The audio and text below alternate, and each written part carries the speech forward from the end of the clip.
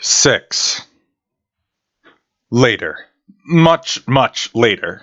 Asuna smiled angelically and told me that if I hadn't found her sword at that moment, she would have thrown me through the window of the inn.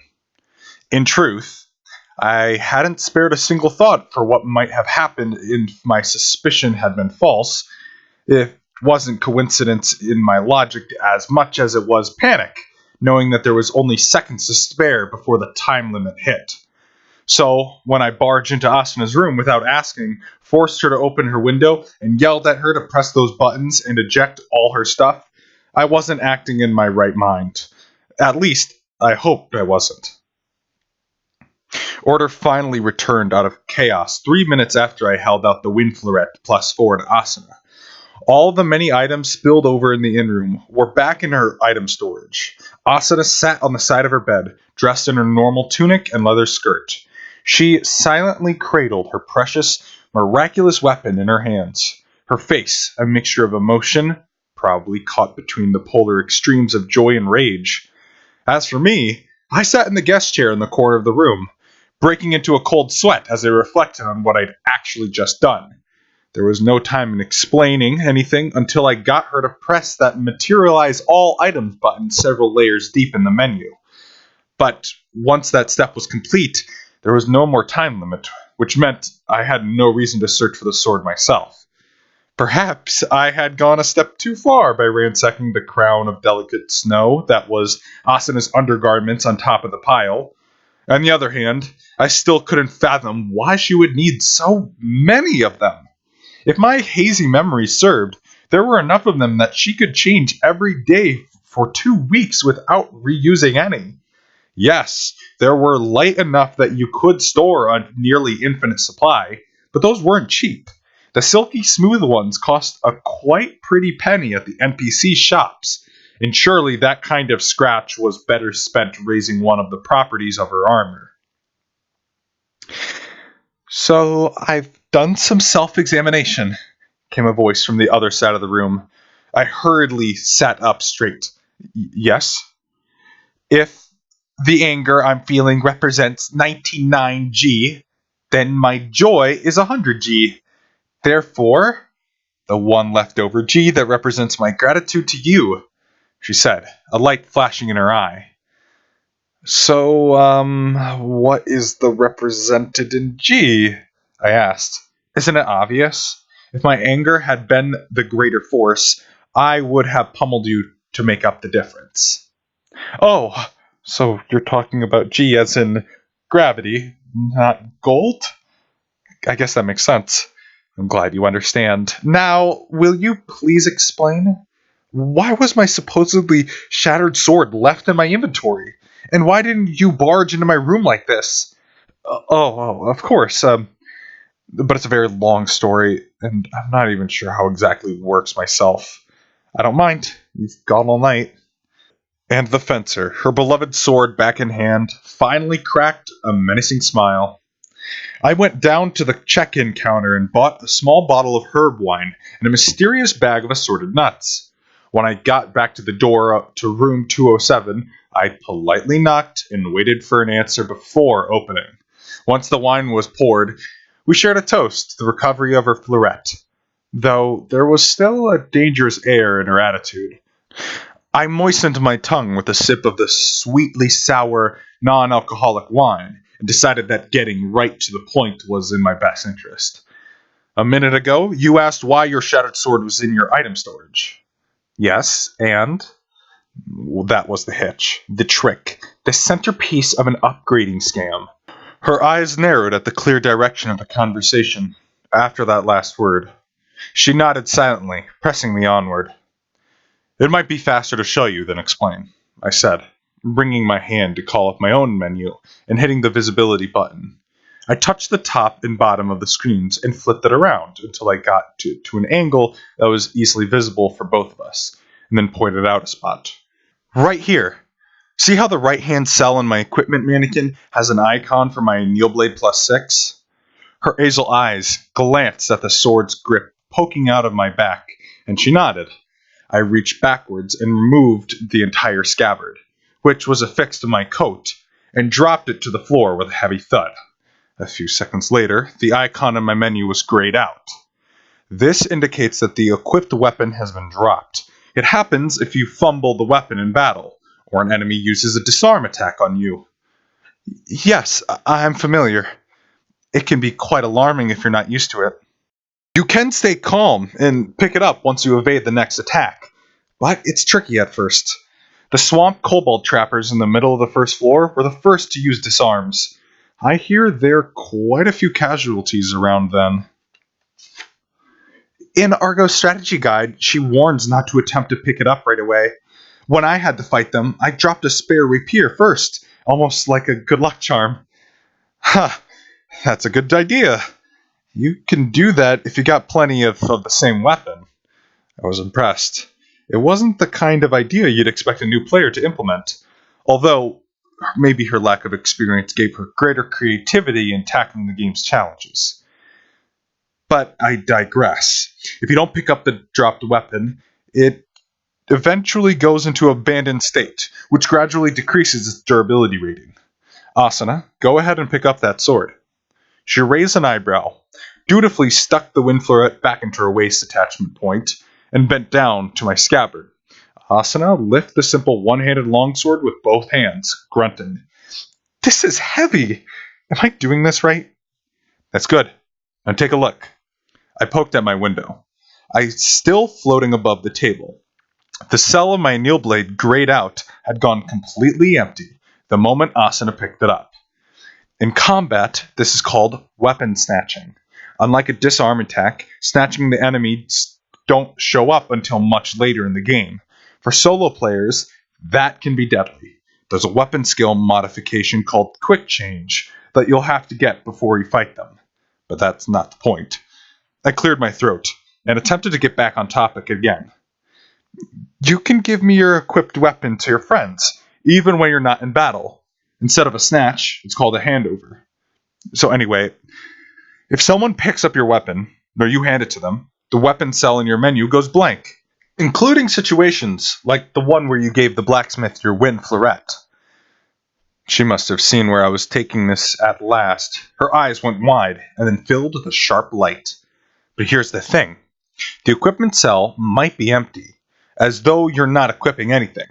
But that anneal blade's equipper info had been deleted, and the equipment rights are protected much more tightly than a simple ownership rights. For example, if I take an unequipped weapon out of my storage and give it to you, my ownership of that item disappears in just 300 seconds. That's 5 minutes. As soon as it goes into someone else's inventory, it is owned by that player. But the length of an ownership of an equipped item is far longer. It won't be written until either 3,600 seconds have passed or the original owner equips a different weapon in that slot. Asuna's eyelash dropped as she mulled over the information. Her response caught me by surprise. Meaning that if your main weapon gets snatched and you do a quick change to a backup weapon, you should put it in the left hand rather than your right. I was momentarily taken aback, but I eventually understood her point. It was indeed true that if a monster stole the player's weapon, that they could put a backup in the same hand, and the equipment of the stolen weapon would vanish. If the player had to retreat for survival and couldn't immediately kill the monster to retrieve the weapon, the results could be disastrous. Once the player was back in the safe haven of town, there would be virtually no way to get it back. I see. Yes, that's a good point, but it's a lot harder to swing a sword with your non-dominant hand. Even as I said it, though, I made a mental note to practice sword skills with my left hand. And one other thing.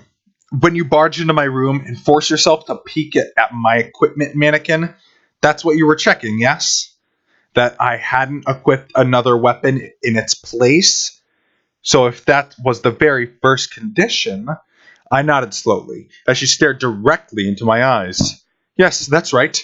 The second condition was that it had to be within 3,600 seconds of letting go 1 hour. As long as those conditions were fulfilled, we had a shot. One ultimate method for pulling back your equipment, no matter where it happened to be. Remember that you asked me how your supposed shattering sword was in your item storage? In reality, my sword wasn't shattered, and it wasn't in my inventory either. So that's why. She took a deep breath and resumed glaring at me. And your last ditch method of bringing back my sword was the materialize all items command. And because there was no second to spare, you had no choice but to invade my room and force me to flip through my menus. Is that what you're claiming? I think that sums it up, I guess. I trailed upward at the end in an attempt to sound innocent. But Asuna only snorted, unconvinced. Fortunately, she seemed more interested in getting to the bottom of the situation than holding me responsible. She handed back the O'Neill blade and changed topics. So, anyway, why was that materialize button buried so deep in the menus? It's almost like they don't want you to see it. And why does it have to be all of the items? If you could just select the items that aren't on hand already, there would be no need for that pile of my other equipment. Just said the answer yourself. They wanted to make it hard to use. Huh? Why would they do that? She asked. Sharply eyebrows squinting in suspicion, I shrugged. It's basically a last resort option. If you drop your weapon, leave it behind, or lose it to a monster and have to run away, those are all the player's faults. In a sense, you should probably just accept your loss and move on. But they probably decided that it would make the game a bit too hard. So they added this option in case of an emergency. They just made it less convenient so you can't use it as a crutch. Hence, it's stuck under a pile of menus and you can't just pick and choose what to materialize. Boy, you should hear this story from the beta test. I grabbed a star-shaped nut from the dish at the table, flipped it into the air, and caught it in my mouth. Even this trilling action was affected by agility, the brightness of the surroundings, and the hidden influence of luck. So, the first snatching mob appears in the 5th floor labyrinth. A guy loses his main weapon and doesn't have a backup for a quick change. So, he turns tail and manages to escape the monster. However, he doesn't feel like trekking all the way back to the safe room. Instead, he finds a spot he thinks is safe and then does the materialize all items trick. Sure enough, the pile of his stolen sword. The problem is, the snatch mobs aren't the only guys to watch out there. There are also looting mobs. All these little gremlins come pouring out of the woodlock and grab everything off the floor, stuff in their sacks, and scampered off. That does sound awful. But couldn't you just find an actual safe haven and do the same trick again to get it all back? That's the thing. Most looter mobs have a robbing skill, which immediately rewrites the item's ownership. Fortunately for him, nobody else was in that area yet, so he crawled the entire dungeon to hunt down all of the gremlins, and managed to get his stuff back in hand. I tell you, it brought tears to my eyes. I flipped another nut into the air, sighing in exasperation. That story sounded a lot like there was some personal experience behind it. Asuna noted wryly. My internal panic system must have kicked in because the nut landed in my hair rather than my mouth. I shook my head and tried to look aggrieved. It's just a story I heard, nothing more. Anyways, where was I? You were explaining about how the materialize all command is useful, but it has its limitations, she sighed.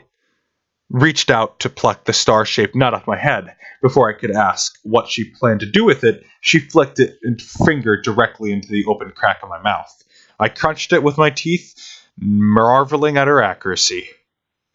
At any rate, now I understand the logic of how my sword came back, she said, taking a sip of her wine. When the glass left her lips, that dangerous light was back in her eyes. But that's only half the story, isn't it? After all, I saw the sword I gave the blacksmith shattered on top of that anvil. If the wind fleuret that came back was my original sword, what sword was it that broke into pieces? A very good question. I nodded slowly, trying to piece together the fragments of information in suspicion into an actually easily explainable form. To be honest, I don't have a full explanation of that train of logic. What I can say for certain is this. At some point from the time you handed the wind fleuret to Neza to the time it shattered into pieces, He switched it out for another item on the same type. At first, I suspected that he'd found a way to intentionally destroy other players' weapons, but that wasn't it. He's the first blacksmith in Aincrad and the first upgrade scammer.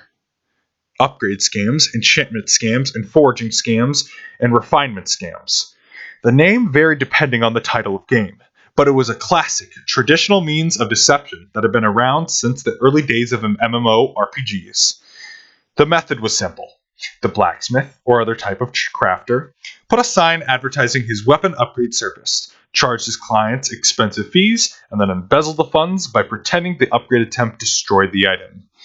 In games where the weapon destruction wasn't one of the failure states, they had a variety of other options to fool clients, such as replacing the item with the same one single level lower, or just keeping the crafting materials for themselves without attempting to upgrade. In the original pre-full dive games displayed on a monitor, the player weapons was completely lost from view as soon as it handed over to the blacksmith. The entire process happened on top of the player's screen, so there was no means of telling whether any fraud had taken place. Leaning too heavily on such deception would quickly lead to the kind of bad reputation that kept any more players from using their services. But rare gear in MMOs could be incredibly valuable. Even the occasional bit of trickery might reap huge benefits. There were almost no bad rumors about Neza, so the rate of his fraud must still be quite low. However, the problem is, this is the world's first VR MMO. Even after handing over the weapon, we can see it. It can't be easily switched out. In fact, it must be incredibly hard. My long explanation finally concluded. Asuna frowned and murmured, I see. I thought I kept the sword in my sight the entire time after giving it to him. The blacksmith held my sword in his left hand and did all the controls and hammering with his right. He couldn't possibly have opened a fake window or put my sword into storage and brought out a fake. I absolutely agree. He has a number of pre-forged weapons on his store display, but the best ones were the iron rapiers, and none were the wind florets, so he couldn't have just switched them like that. However, there was a brief point where my eyes left the sword, the time where Neza tossed our materials into the forge, and it started glowing blue. It was 3 seconds at the most. I wanted to make sure that he used all the materials we spent so much time collecting. I trailed off. Asuna's Hazel's eyes went wide. Oh, I think I was watching the furnace the entire time, but only because I thought the blue flames were pretty. Okay. Anyways, we weren't watching the sword in his hand while it happened. I think anyone would be staring at the flames. The materials burn and melt and change into the color of the property, so it's a big show to those watching. I think he might be using that as misdirection, the way a magician would. So, he switched out the sword in 3 seconds. Were we watching the forge? Without opening his menu? She started to shake her head in disbelief, but stopped just as quickly. On the other hand, that's the only moment it could have happened. He must have pulled off some kind of trick in those 3 seconds. I can't imagine what it is, but if we can just witness him doing the same again. Agreed. Then we can watch his left hand the entire time, but that'll be difficult. Why? Neza must have noticed by now that the Winfloret +4 he supposedly stole is gone, meaning that all players he tricked, in this case you, utilized the material as all command. Because you probably saw through his deception. He'll be spooked and either not set up his shop for a while, or if he does, he won't attempt that scam again. I see. He didn't seem to be excited about it to begin with. In fact, Asuna paused, but I knew exactly what she thought she was about to say. In fact, he didn't seem like the kind of person to commit fraud. Yeah, I agree, I said. She glanced over at me and smiled shyly. I went on, my voice quiet. We'll lay low and gather information, both on the switch-out trick and on Neza himself. Either way, we've got to get back to the front line tomorrow. Yes, you're right. From what I hear in Marome today, they're going to challenge the last boss field tomorrow morning. Then, enter the labyrinth in the afternoon. Wow, that's quick. Who's leading the battle force? Kabao and someone else named Lind. I recognized the first name, she said. Of course, but the second name was unfamiliar. Lind was in Diavel's party during the first floor boss fight. He used a scimitar. Her words seemed to be coming from miles away. The instant the word hit my brain, I heard his tearful scream in my ears. Why did you abandon Diavel to die? Oh, him. Yes, it seems like he took over Diavel's place. He even dyed his hair blue and his armor silver, just like Diavel's. I shut my eyes, envisioning the dead knight in his blue, silvery finery. Between Kabao and the other guy as leader, I'm guessing they won't save a spare for me in the boss fight. Will you participate, Asuna? I asked her. She was a solo player just like me. Her long brown hair shook left and right. I took part in the second scouting of the boss, but it was just a big bowl. Didn't seem like I needed too many, as long as they were well coordinated. Plus, they started out getting really bossy about who would get the last attack bonus. So I told them straight out that I wouldn't be in the battle. I grimaced to myself. I could practically see the scene floating before my eyes. I see. You're right. That boss isn't anything to worry about. The real problem is the floor boss. It's a problem? She asked. To the point, I grimaced again. Of course. I mean, it stands to reason that the second floor boss would be tougher than the first. Oh, right, of course. His attack isn't at all high, but he uses a special skill on you. It's possible to practice a defensive strategy on the auto-generating mobs in Labyrinth, but if Diavel, secretly a beta tester, was still alive, he'd make sure that information made it to all the other frontline players. But without him, the only reliable source of beta info was Argo's strategy guides, and that was the problem. As we learned that in that terrible battle 4 days ago, the boss's attack patterns could have been altered since the beta. Let's ignore the blacksmith for now, and spend tomorrow on practice, she suggested. I nodded automatically, lost in thought. Yeah, good idea. South Gate of Urbis, 7 o'clock tomorrow morning? Sounds good. And make sure you get a full night's sleep tonight. If you're late, you go back with a full 100G. Yeah, I know. Wait, what? I turned back to the conversation and raised my head. Across the table from me, her normal spirits recovered with the return of her sword. Asuna set her morning alarm.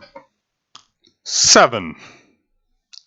Scattered in the wilderness of each floor of Einkrad were unique named monsters called field bosses that acted as a gatekeeper of sorts along the route of the labyrinth.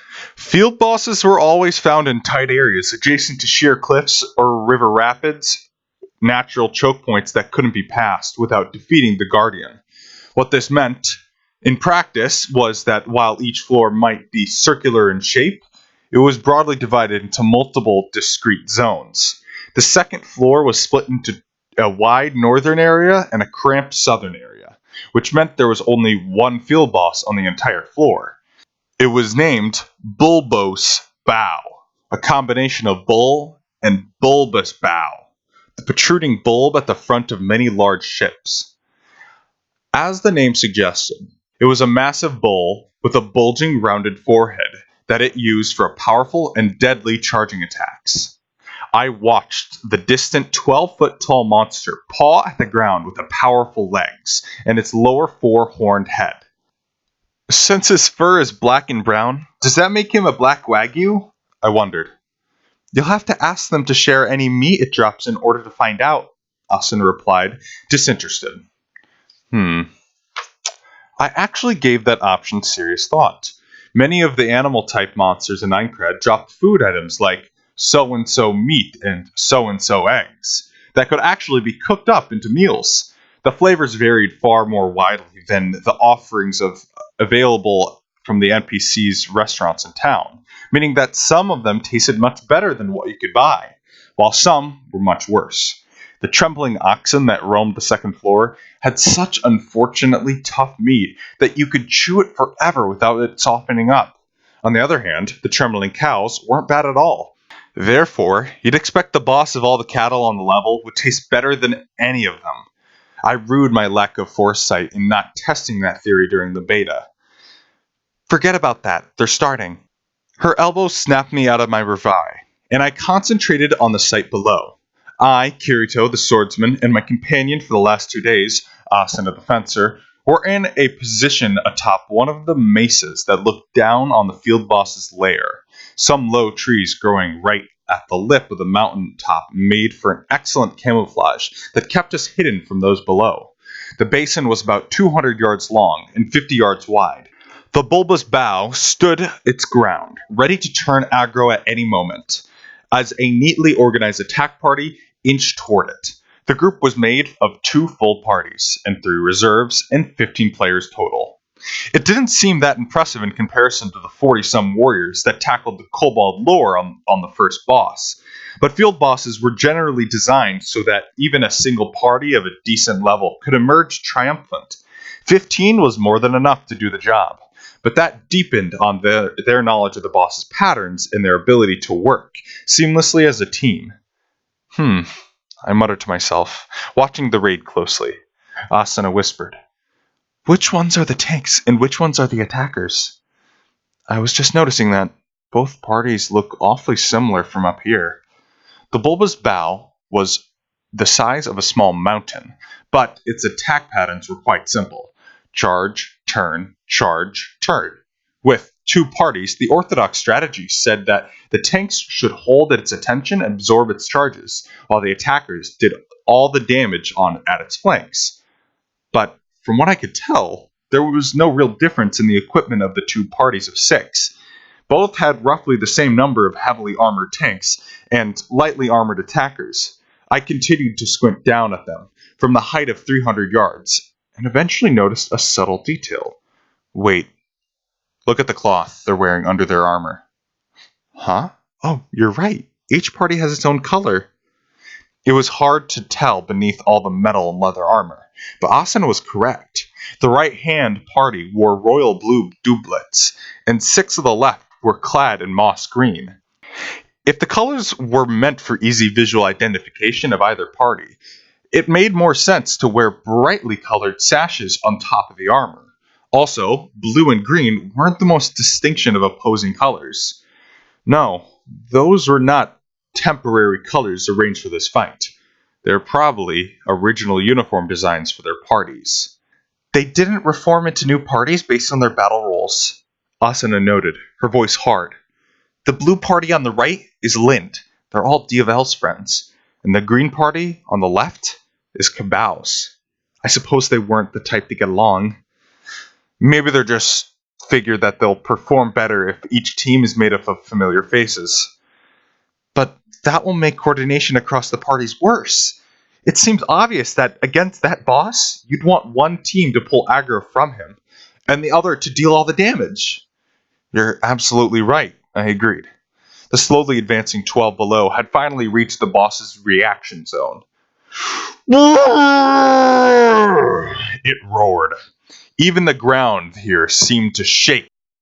While steam puffed from the bulbous bough's nostrils and it lowered its 4 horns and began to charge, there were still nearly 500 feet between the boss and the raid party, which left plenty of time to react before it reached them.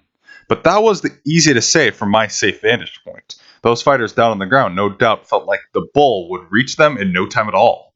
After a pause long enough to make me feel nervous, the 2 leaders finally issued commands from their companions.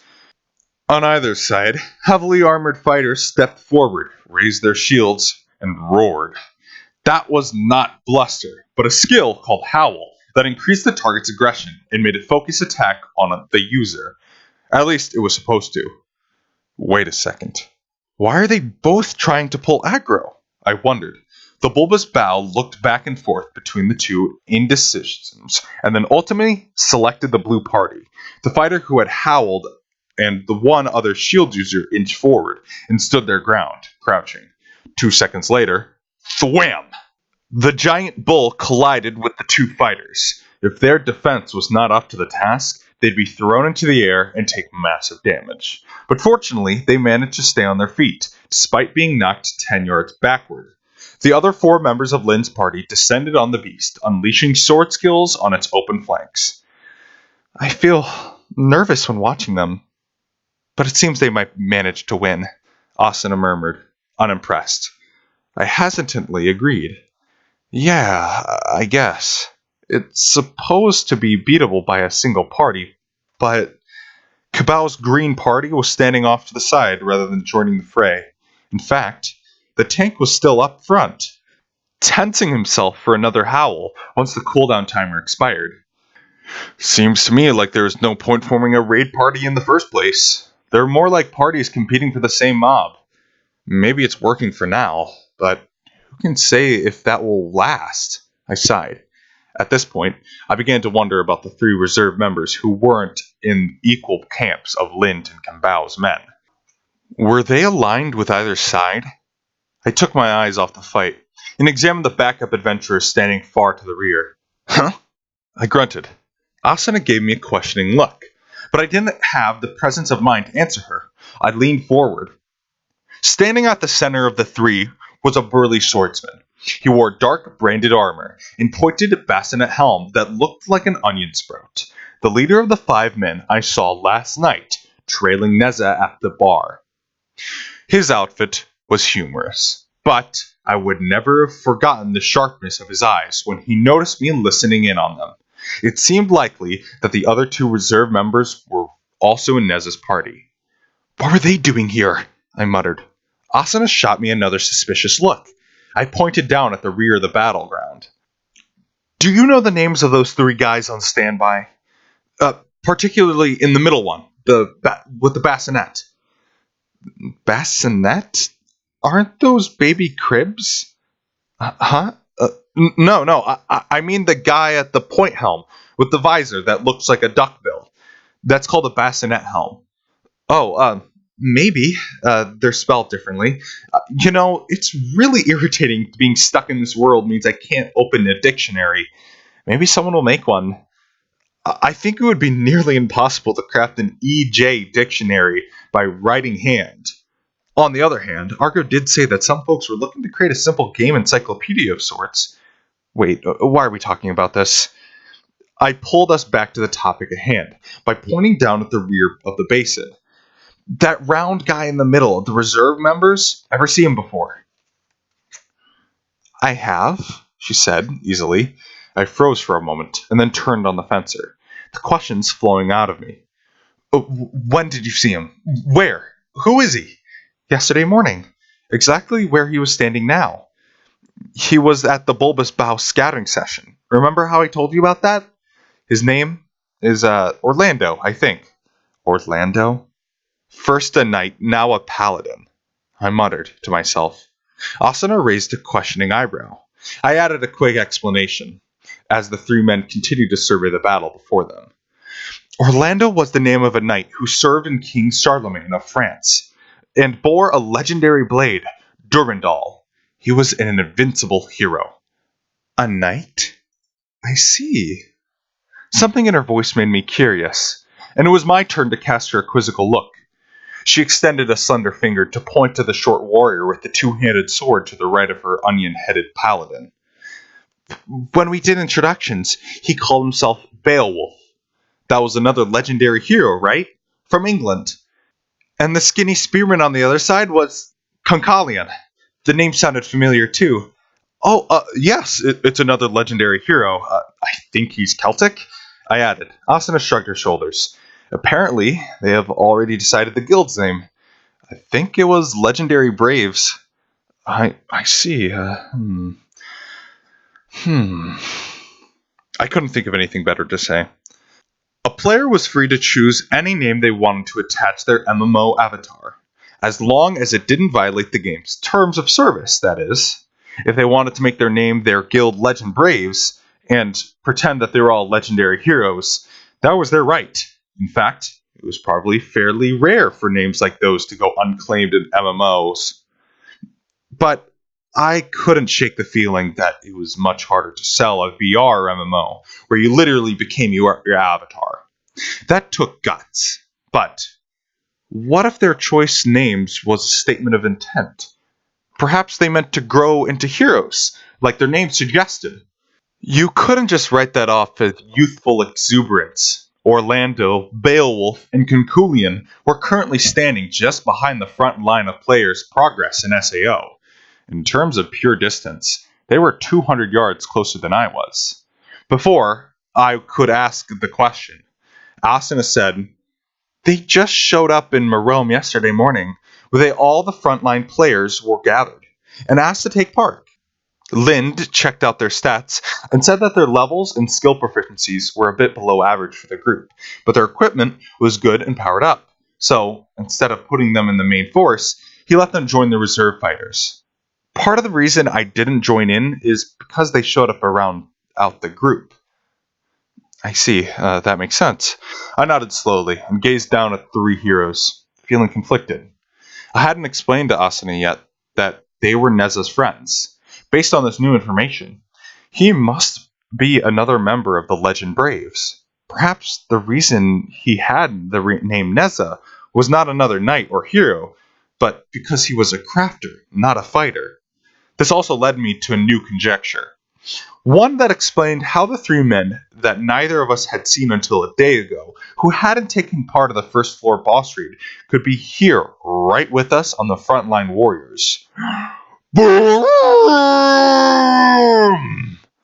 Another ferocious roar directed my attention to the far end of the basin. For the second time, I was stunned. Now, both Lin and Kabao's parties, a confusing mishmash of blue and green, were tangled together in one unorganized mass.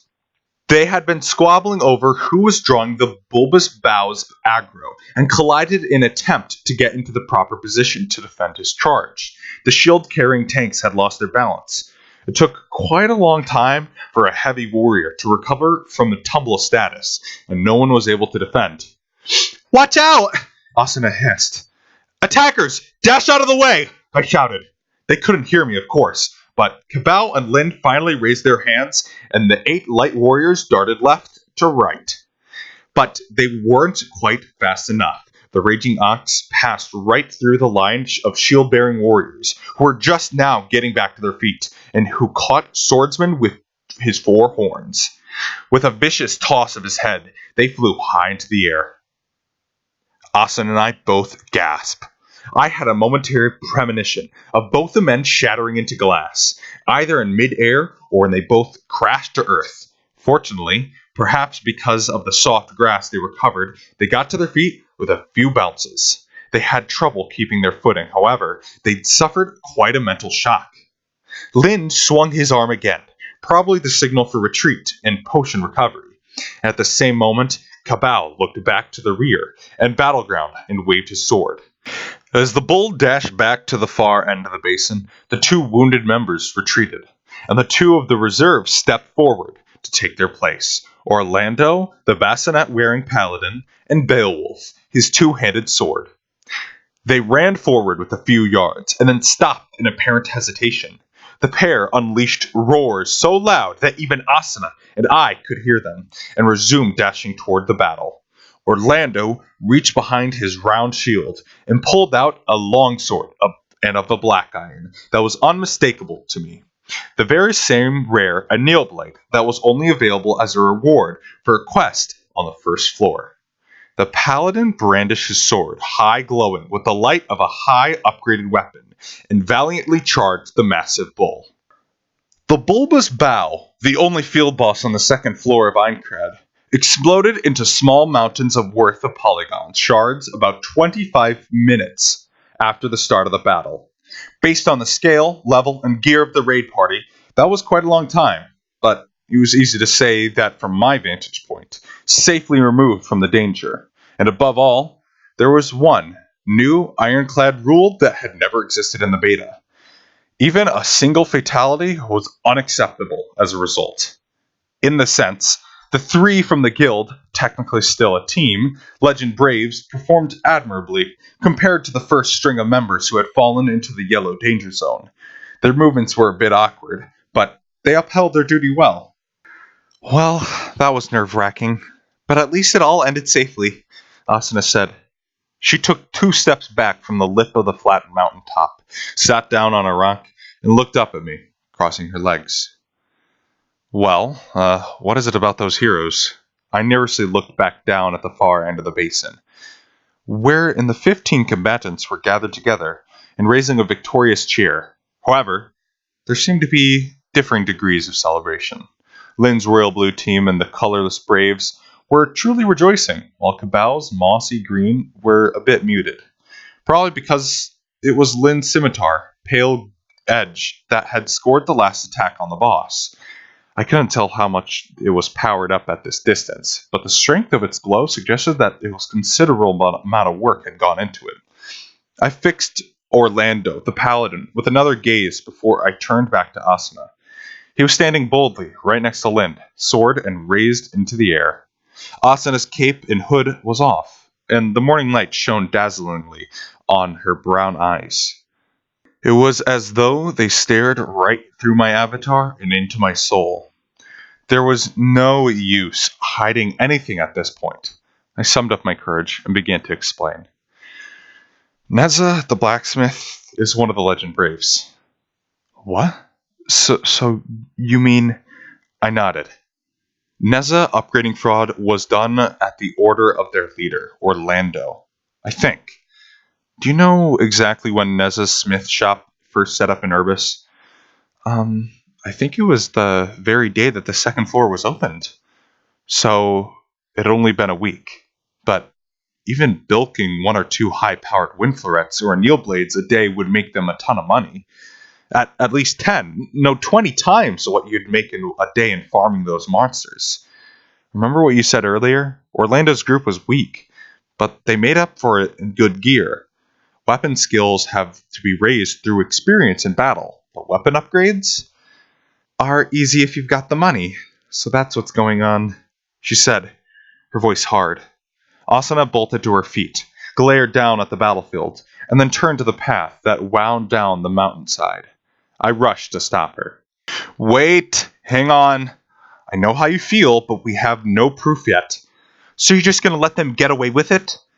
If we don't at least figure out how exactly they're performing the trick, people will accuse us of defamation. There is no GMs in this world, but you do not want to be the majority of people treating you like the enemy.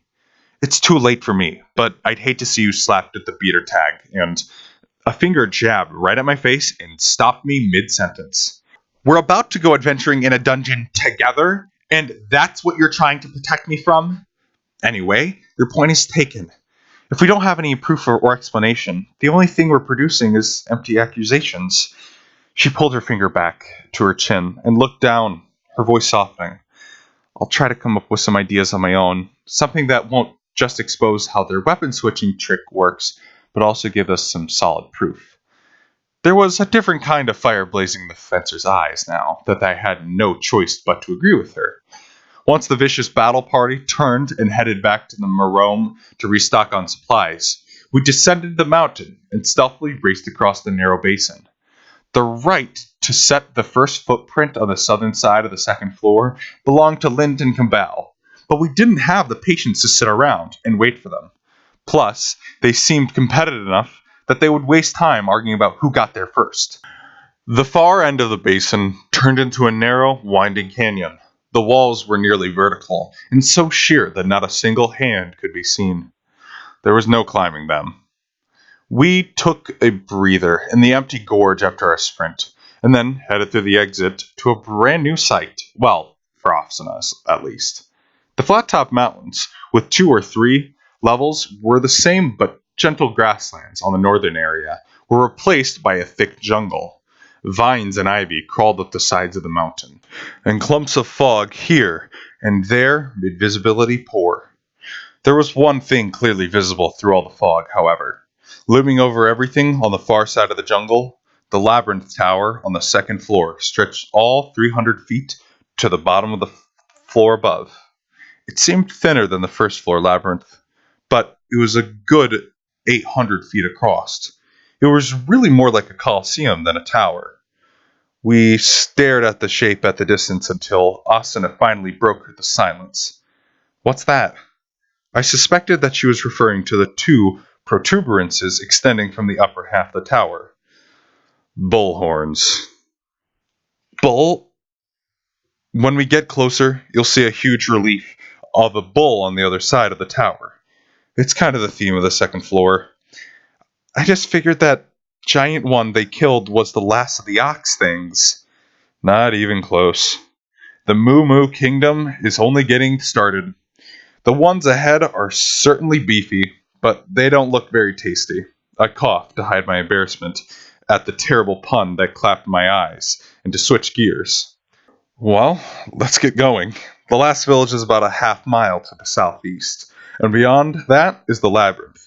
We could do all the quests in the village and still reach the tower before noon. It's actually safer and quicker to take the detour to the left, rather than going straight to the forest. Just as I was getting ready to start hiking, I noticed Asuna was watching me with a strange expression. What is it? Nothing. She coughed as well, and then looked serious again. This isn't meant to be sarcastic. It's an honest opinion. Yes? With all that knowledge, you're very handy to have around. Everyone should have one of you. I had no idea how to respond to that comment. Asuna strode past me and turned her head. Come on, let's go. I want to get to the tower before Lin's group catches up. 8. Eek! No, stay away! The beautiful girl's eyes were wide with fear as menacing silhouettes prodded closer. It sounded like a scene from a suspenseful horror film, but it would not be the following Hollywood template for much longer. I told you to stay the hell away! She roared and dashed forward rather than backward. The larger attacker reacted by waving its crude two-handed hammer, but her right hand shot forward like the lightning before it could hit the target. The rippling thrust caught the attacker directly on its exposed chest. Brilliant beams of light exploded outward, and the hammer's progress slowed. Normally, at this point, the player should dart backward and evade, but the girl plunged farther onward. Strikes hit the thick chest, high and low, and the half-naked body writhed in pain. It leaned back and emitted a death cry. Short horns and ring-pierced snout in clear profile. The massive body tipped backward and then stopped in mid-fall. The rippling muscles turned to hard glass and cracks trickled down the surface, emitting blue light until finally exploded. The combo was linear, and the two-strike parallel sting, and the creature was a lesser Taurus striker, a humanoid with the head of a bull. The fencer bent over, panting heavily, and turned to fix on me with an angry look. That was not a bull. 2 hours had passed since Asa and I had reached the second floor labyrinth, the first players in Aikrad to set foot inside it. Kabao and Lin's parties were probably down on the first level of the tower, gnashing their teeth over the ransacked chests they found. But if I had stuck with the evil beta roll, I might as well reap the benefits. The initial location of the treasure chests were about 80% unchanged from the beta, so I steered us from one to the other, with the occasional battle between. Once we reached the second floor, we finally met one of the true masters of the labyrinth, a Tauros. Well, I guess they're closer to a human than a bull, I admitted. I had no idea why Asuna was so upset about this. But this is pretty much what minotaurs are like in every MMO, so people call them bulls or cows as a nickname. Minotaurs? Like from Greek mythology. The anger in her eyes subsided slightly. It seemed that she had a fondness for topics related to studying and learning. I wasn't particularly well versed in mythology, but my little sister had always liked the stories, and I had read them to her when she was young. I nodded and tried to recall some nuggets of information. Yeah, that's the kind. The legendary Minotaur lived in a dungeon in the island of Syrte. They called it Labyrinthios in Greek. Anyway, the hero Theseus delves into the dungeon and kills the Minotaur. It's a very game-like scenario, so the Minotaur had been a classic RPG enemy for years and years. In this game, they would take out the Minnow part and just call them Tauruses. Well, that makes sense. Isn't the minnow in the Minotaur from King Minos of Crete? Huh? So you're saying that calling it Mino for short would be incorrect? Of course. After Minos died, he would have been judged to the dead of Hades. So it's probably best that you don't call them that. This discussion seemed to have taken an edge off Asuna's anger, so I tried to take advantage of the opportunity. So, Miss Asuna, what about that Tauros, that didn't meet your approval? She glared at me at a side-eyed. It wasn't wearing, well, hardly anything at all. Just a tiny little scrap of cloth around the waist. It was practically sexual harassment. I wish the sexual harassment code would kick in and send it to prison in the Black Iron Palace. Ah, I see. The lower Tauruses did indeed feature minimal clothing compared to the kobolds and goblins on the first floor. If you remove the bullhead, they were practically nearly naked muscular men. Quite a shock to, I assumed, a pampered rich girl from an all-girls school. But that's left one big problem. One of the chests I just opened had a set of armor called Mighty Straps of Leather. Not only did it have excellent defense, it also guaranteed a strength boost. However, when equipped, it turned the wearer's torso naked except for a few strategically placed leather straps. No other clothing or armor could be worn over or under it. I figured the dungeon was discreet enough place for it, and was planning to change to the next time we found a safe room. But Asuna's reaction to the Taurus was causing me to reconsider. Still, it was a shame to waste such a great piece of loot. Should I offer it to her? Or banish it for having no value to the party? Hey Asuna, I got this strap-style armor with magical effects from the chest back there. Suddenly, her eyes were 3 times as frosty as when she had dispatched the Tauros. Yes, and... just thinking that not many people would look good in that. Maybe he would, the tank leader from the first boss raid. Agile? Yes, I suppose he would look the part.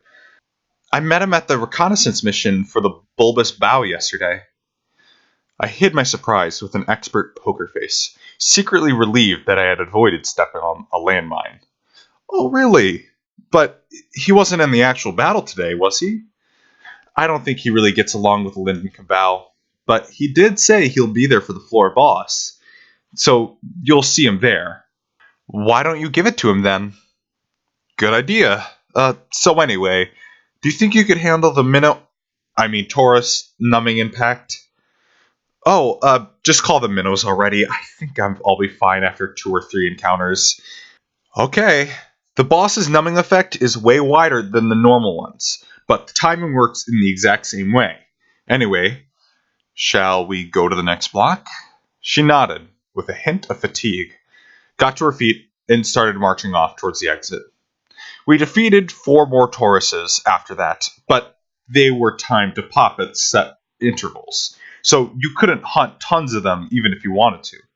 Our inventories were bulging with loot from the monsters and chests we'd run across, and luckily for us, we'd been able to leave the labyrinth without running into any other players. At a safe zone near the entrance, I flipped open my map tab and found that we'd almost entirely filled the blank space for the first 2 levels. If I turned that data into a scroll and sold it, I can make some pretty good cash. But the evil beater wasn't enough of a merchant to make a business out of map data. I decided to offer to Argo the Ret free of charge. In a way, it didn't seem fair.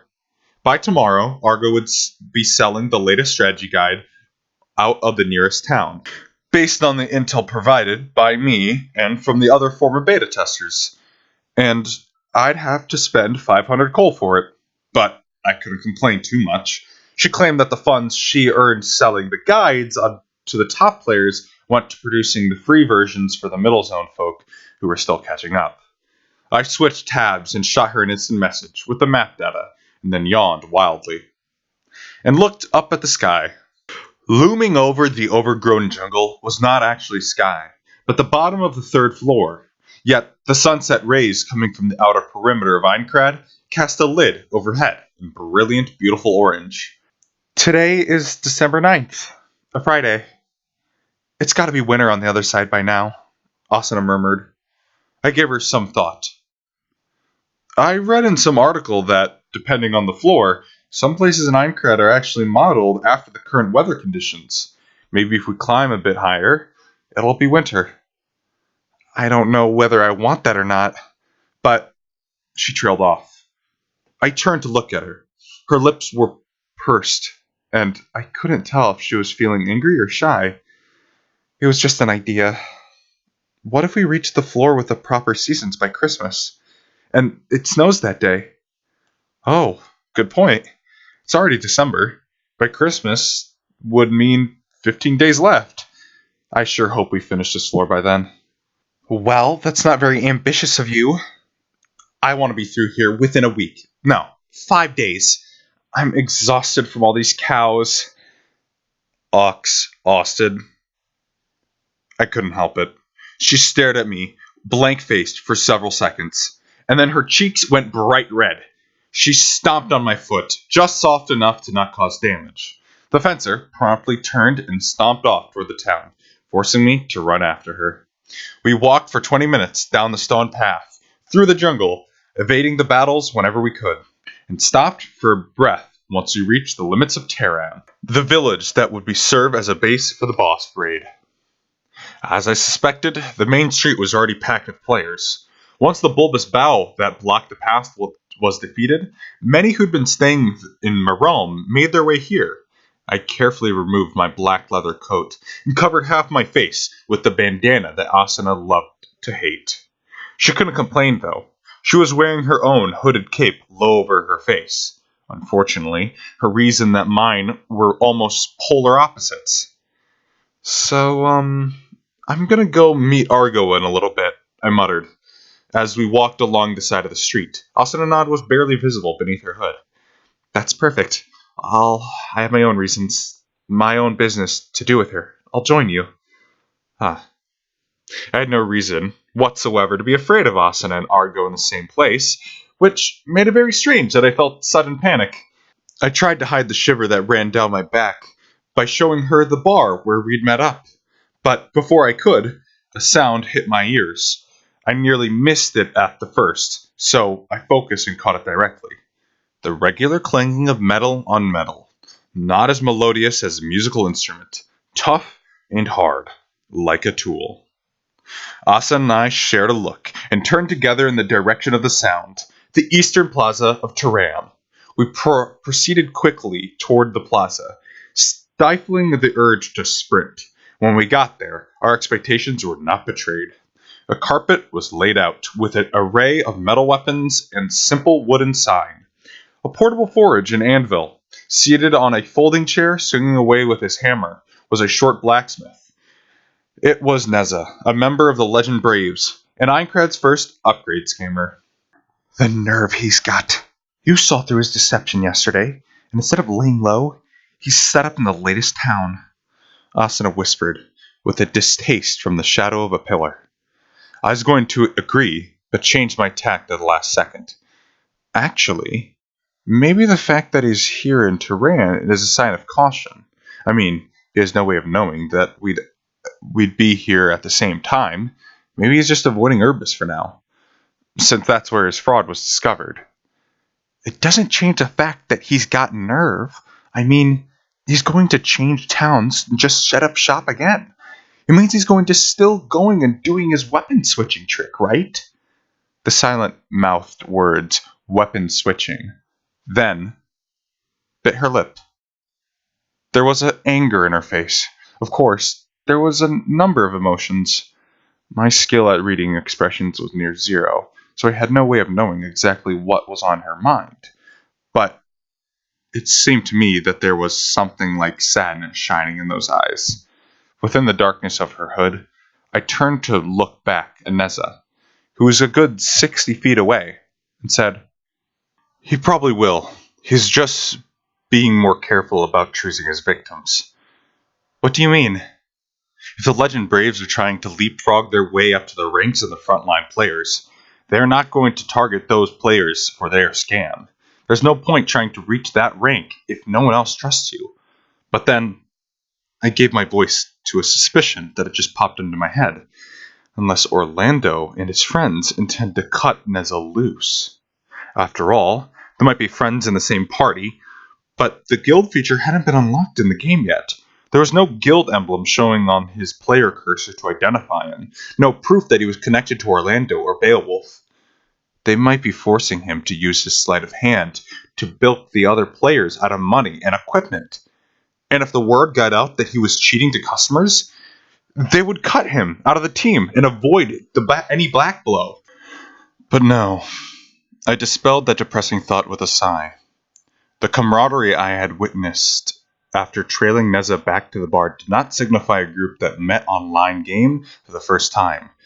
They seemed to have been friends for long before SAO came along, so that theory was impossible. I didn't want to believe it could happen.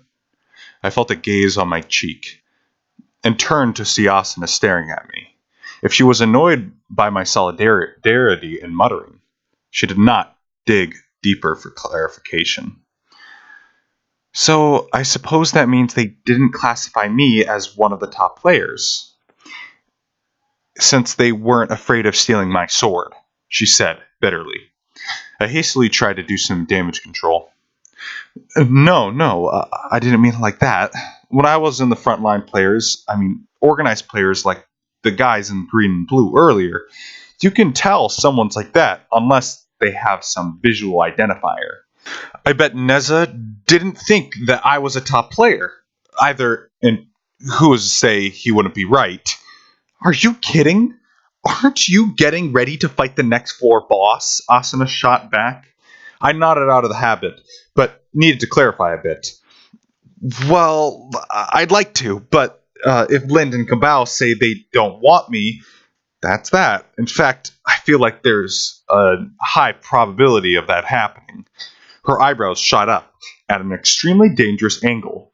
Fortunately, they soon returned to normal. Her voice was troubled, but fairly calm. I don't know about Lind, but Cabal has to understand how crucial your strength and knowledge are in defeating the boss. Huh? Really? He sent me a message after we beat the Kobold Lord. It said, "You really saved my ass today." I tried not to smile at her faithful recreation of Kansai accent, and decided I should join in. Yeah, but he also said, "I still can't get along with you. I'm just gonna do things my way. To beat this game." If that's his ultimate goal, then he wouldn't let this pride get in the way of beating the floor boss. Let's hope not, I muttered. Unable to shake the image of the chaotic, frantic scene at the battle against the bulbous bow, I had only talked once to the scimitar-wielding Lind leader of the Blue Squad at the end of the Kobold Lord battle, and it wasn't a conversation as much as an excoriation. But I could easily imagine what he wanted. He sought to lead his fellow companions of Diovel and raise them into the greatest force into the game. His strength of will was apparent from his fixation on scoring the LA bonus, even against mid-bosses. I had no doubt that when we reached the third floor, he'd be the first to complete the guild establishment quest and start his own guild, decked out in Diovel's silver and blue. The more complicated the matter was, Cabal, who I'd spoken to on several occasions. There was no doubt that the engine driving him was hatred of all former beta testers. He'd singled me out as an enemy immediately and supported Diovel for taking charge as a non-tester. He might have even hoped to join Diovel's party ranks after the boss battle. But even if Diovel had survived, that wish could not have come true. Diovel was secretly a former tester himself, and it was possible that Cabal realized it when he saw Diovel's drive to seize the boss's LA bonus. And when the boss battle seemed to be on the verge of breaking down, it was I, with my dirty beta knowledge, who set things right again. So Cabal followed his determination, not rely on help of testers, and started his own group, rather than seeking to join Lind and the other former companions of Diovel. That team was the one wearing moss green. He must have put a lot of work into it because they seemed to be about equal strength during the fight against the bull. They would never see eye to eye.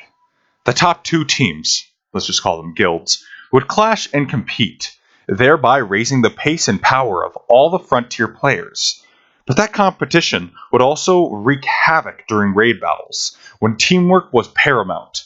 It was just a question of whether the good would outweigh the bad. And the next question was how Orlando and the Legend Braves would affect the makeup of the front line.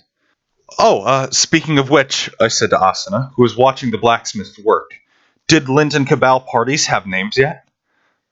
I'm not sure about Lind, but I did hear a name for Cabal's group. She grinned. It's kind of crazy. The Einkrad Liberation Squad. Oh, wow. In fact, they got some grand plans. Is that so? He said that they were going to set up a base in the town of Beginnings on the first floor and aggressively canvass for more members out of the thousands still down there. He'll provide them with equipment and give them organized battle training, and hopefully increase the numbers of the frontline players as a result. I see. So that's what he means by his own way. I nodded, and pondered this idea. It was a valid choice. The more players that were advancing in the front lines, the quicker we progressed through the game. But that also created a massive dilemma, and increased the number of people, also unavoidably increased the chance of fatalities. There's something else that bothers me, Asuna said suddenly. I blinked. Huh? What is it? The term. Everyone has their own version. Frontline players and frontier players cleared. I get what they mean, but it's also arbitrary. Lynn's group were calling themselves top players. Oh yeah, it's true. Argo likes to call them front runners. Ah, oh, crap. I hurried over to my window and checked the time. I was supposed to meet Argo the Rat in just 2.5 minutes. So you're coming too, Asuna? Yes, I am. Why? She responded coolly. I took one last look at the small blacksmith swinging his hammer. Let's make a visit with Argo as short as possible, so we can watch Neza a bit longer. Maybe we'll figure out how his trick works. 9. Said Argo. It's not like that, I replied. If unspoken parts of those conversations were filled in, they would look like this. Kirito the former tester and Asuna the solo player are working as a team. How much can I sell for that nugget for? It's not like that. We're only temporarily traveling together, and it's not a team whatsoever. Of course, denying the intent of definition did not change the fact that we were indeed working together, and that activity had begun when we met at the Eastern Plaza of Urbis the previous afternoon. 27 continuous hours of companionship. I couldn't blame her for assuming that there was something deeper going on, but in my personal dictionary, as party of two and team were different things. As a party could come together spontaneously for the sake of battle or two, then disband and never return. But a proper team was designed to work together, each player fine-tuning their skills based on the presence of another. This translated to choosing a particular equipment loadout and skill set that made up for the weaknesses of the other players, so to create an attack combo that would take down difficult mobs. Not so we could attack our own targets, as Asuna and I against the wasps. It was only once you'd reached that step that I considered it to be a team, and by that definition, Asuna and I would probably never be a team. Ignoring all the beater baggage, Asuna put an incredible amount of craft and pride into her fencing skill, and I couldn't see her abandoning that fine-honed technique to prioritize her teamwork with me. I had no idea how much of that explanation, more like excuse, got through. So I sat down across from Argo with an innocent look on my face and waited for my temporary party companion to sit down, and then we ordered a black ale. Asuna ordered a fruit cocktail with soda, water, and the NPC waiter left for 10 seconds before returning with the drinks. With that kind of speed, it felt like as though they should dispense with the employees altogether and have the glasses just appear on the table. But I suppose the game's creator felt that it was unnecessary to touch. NPC employees didn't cost real money anyways. We lifted our drinks, as did Argo, who shot me an encouraging look. I cleared my throat and announced, to reaching the second floor labyrinth. Cheers! Cheers! The enthusiasm was not quite shared by all, but at least we were on the same page. I drained half my mug of beer. They called the nail in game, but I didn't understand the difference. It was all the same. Sour, bitter, and carbonated drinks I remember tasting in my mother's permission in real life. But it was strangely satisfying after a long day of racing around the wilderness and dungeons.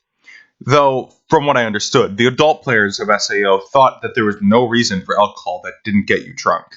In that sense, it seemed obvious that Argo, who gulped down the entire mug of foamy yellow liquid and exhaled with satisfaction, was probably another teenager who wasn't fixated on the alcohol part of the drink. But there was no way to be sure. In fact, it was nearly impossible to guess her age, even if there were no familiar whiskers and stripes painted on those cheeks. Argo slammed her empty cup on the table and immediately ordered for another. 5 days from opening the gate to reaching the labyrinth. That was quick. Compared to the first floor, sure. Plus, we had lots of players over level 10, because it took so long the first time. The original level requirement to beat the second floor was more like 7 and 8, right? Well, maybe from a numerical standpoint, but that's just the point in which it becomes beatable. She'll lift the second mug of ale to her lips, and Asuna filled the silence. How many attempts did it take to defeat the boss of the second floor in the beta? We got wiped out at least 10 times, and that was only attempts that I participated in. But the first time was pure recklessness. I was only level 5. I didn't mention that I was also hoping to score the LA bonus. I think when we actually did succeed, the raid average was over level 7. But this time it'll be at least 10. I checked my party HP gauge. I'd earned a level up thanks to our hunting of the Minos, or Tauruses, in the labyrinth. So I was up to 14. Asuna claimed to be 12.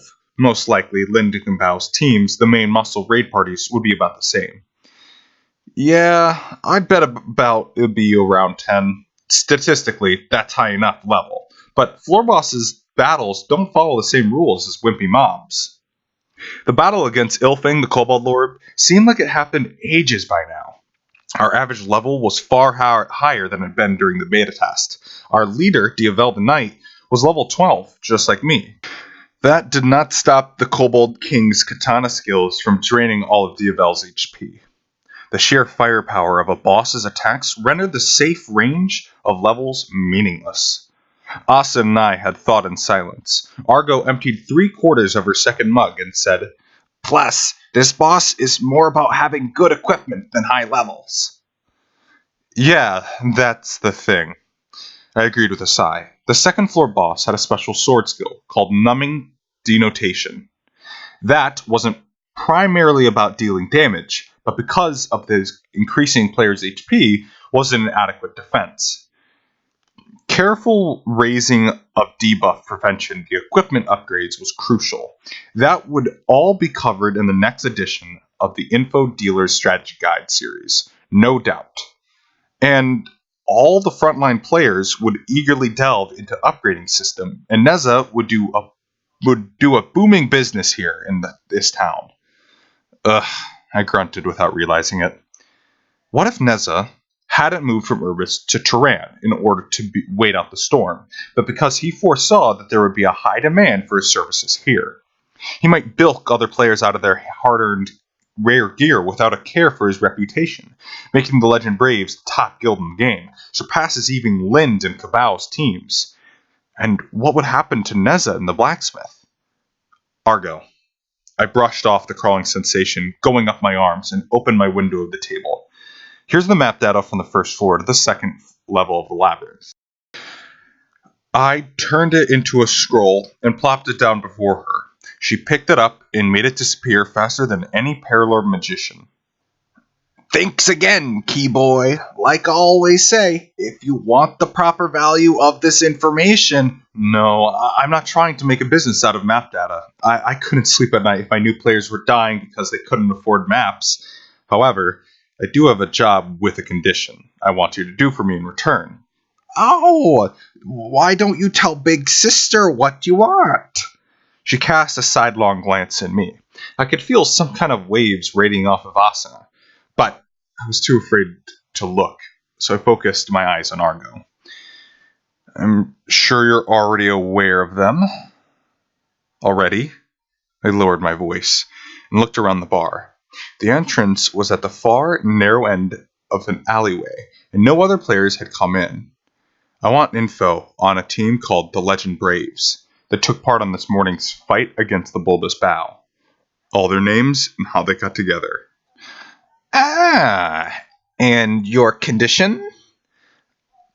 I don't want anyone to know that I'm looking for the information about them, especially the people in question. The scariest thing about Argo the Rat is that not only did she not participate in client confidentiality, she actually made it her motto that every buyer's name was another product to sell. So normally, there was no way I could buy information on the Legend Braves in total secrecy. Argo would follow her own rules and go straight for the Braves, asking if they wanted to buy the name of the person snooping into their business. Of course, I could pay her more than what they offered in order to keep my name out of it, but would still let them know someone was asking about them. That was what I wanted to avoid. My condition was that I wanted her to collect the information on the Braves without making any kind of contact. It was in direct conflict with Argo's model and principles. She twisted her curly hair with a finger, and she mulled it over, and then shrugged and said, okay, with surprising ease. But my relief only lasted a split second. Just remember this. Big Sister prioritizes her feelings for Keyboy over her rules of the business. Again, I felt a burning sensation emanating from my right, and froze solid. Argo never let the smile leave her face. Now, what do you want with me, Achan? 10 minutes later, Asen and I were back at the eastern plaza of Tehran. As a village, the scale of Tehran was much smaller than the main town of Urbis. However, it shared the same basic construction in being carved down from the flat mountaintop, with the only outer walls left standing. Therefore, it had at least twice the vertical space of any village built on flat plains. The circular plaza was no exception, surrounded by tall buildings in every direction, but most of them were not NPC shops like inns and item stores. And they were no player-owned homes yet, so anyone could walk in and out. More than a few players used these empty houses as squats instead of paying for an inn. The biggest difference was that an NPC-run inn offered a full system of protections on its room. Of course, while it had been impossible to hurt anyone inside these places, there was always that uncertainty about sleeping without a lock, and the beds were painfully hard. I tried them out a few times when I was trying to skimp on expenses, and barely winked of sleep. I bolted to my feet every time I heard a noise inside the room or outside the street. It was truly unfair. My real body was probably in some safe, sanitized hospital with all my senses disconnected from their external organs. But I was still terrorized by the awful beds and outside noise in this virtual world. After I'd suffered enough, I finally swore off such frugality and had been staying in proper inns at NPC homes ever since. But there was no use for an empty house than just sleeping. You could have a meeting in private, divvy up loot, or spy on someone. This is a good angle, Asuna said from the chair in front of the windows, looking down at the plaza, but careful not to get too close. It's probably best spot you can get, straight behind him. The angle would be too extreme to have a good idea of what's happening. I'm going to set dinner down here. I placed 4 steamed buns of uncertain filling I'd bought from a street vendor on top of the round table. Their skin was the usual milky white, and nothing seemed out of order, with the scent of the rising steam. In fact, they looked good. The official item name was Tehran Steamed Bun. Asuna turned away from the source of the clanging outside and cast a doubtful look at the steamed buns. What's inside those? Don't know. But it's cow-themed floor, so I guess it's probably beef. By the by, in Western Japan, when they talk about steamed meat buns, they mean beef. It's in Eastern Japan that the generic term means pork. And in this town, is Western or Eastern? She asked exasperatedly. I apologized for my pointless trivia and pushed the pile towards Asuna. Go on while they're hot. Very well. She removed the leather glove from her hand and took the bun from the top of the pile. I hurriedly grabbed one of my own. We'd been in the dungeon since this morning and hadn't had time to stop for a snack, so I was nearly starving. If our avatars exhibited biological processes other than emotion, my stomach would have gurgled all throughout our meeting with Argo. I opened my mouth wide and was about to stuff the steaming treat into my mouth when a strangled shriek hit my ears, and I looked over in surprise. Asuna was sitting frozen in her chair, the steamed bun held in both hands. The large 5-inch bun was missing one small bite, and the opening had squirted a thick cream colored liquid across her face and neck. She stayed dead still, properly chewing the bite she had already took while resisting the impulse to cry. Then, finally spoke in a soft voice. So, the filling is warm custard cream and some kind of sweet sour fruit. I slowly lowered the Terran steamed bun from its position and an inch away from my face, down to the table. The moment I let go, her voice struck again, sharp as a rapier. If it turns out, if if it turns out you ate this during the beta and knew what was inside and intentionally didn't tell me what it was, then I may not be able to stop myself from what happens next. I swear to you, I did not know, absolutely positively and categorically. I took a small handkerchief out of my belt pouch and handed it to her. Fortunately, the mess effect here would disappear in only a few moments, even if left alone, and wiping them with any item categorized as cloth made, them disappeared entirely. With each mess, the durability of the cloth would fall, but I'd heard rumors of a magical handkerchief that could be used forever. Mess effects caused by mobs or special terrain often contained their own debuff effect, so an limited handkerchief would really be handy to have, if only it weren't such a rare piece of loot. I was shaken from my reverie by the return of my handkerchief. After a few seconds of wiping, Asuna's face was free of cream. She gave me one last glare, and turned back to the window and announced, I'll cook my own food for the next time we have stakeout. I'd rather not have to eat something terrible like this again. I felt tempted to point out that with a cooking skill of 0, she couldn't make anything that wasn't terrible. But even as a 14-year-old, I wasn't smart enough to know that I shouldn't. Instead, I gave her a forced smile and opined, that sounds great. 2 arrows shot forward and wiped the smile off my face. When did I say I'll cook my own food for both of us? You didn't, I admitted sheepishly. When I actually tried the cool off Terran steam bun, it wasn't bad. It was pretty good, actually, but only as a dessert. The outer skin was soft and chewy, and the cream inside was smooth and firm, and not too sweet. The perfect match for the sour, strawberry-like fruit inside. I suspected that the preset flavor values for the bun were meant to resemble a strawberry cream pastry, but through the developer's error of some whim of the system, it sold heated. Asuna's mood improved eventually, and even ate 2 of the buns. That was all well and good, but unlike the buns, the actual purpose of our stakeout was turning out to be fruitless. The entire point of doing this, of course, was to monitor Neza, the blacksmith, who attempted to discover the means of his weapon-switching trick. His business was thriving, but nearly all the requests were maintenance repairs, and only 2 players in the hour that we watched asked him to upgrade their weapons. Both of those attempts were successful. I suspected that it was because they were only mid-rank weapons, but it was starting to make me doubt the possibility that there was any deception at all. What if Asuna's sword breaking and the repairing thanks to the materialized alb items were just freakish errors, bugs in the system? No, it can't be, I muttered to myself, trying to shake aside the self-doubt. The means of the weapon switching trick were still a mystery, but we knew how it was that the wind fleuret was destroyed on the first attempt.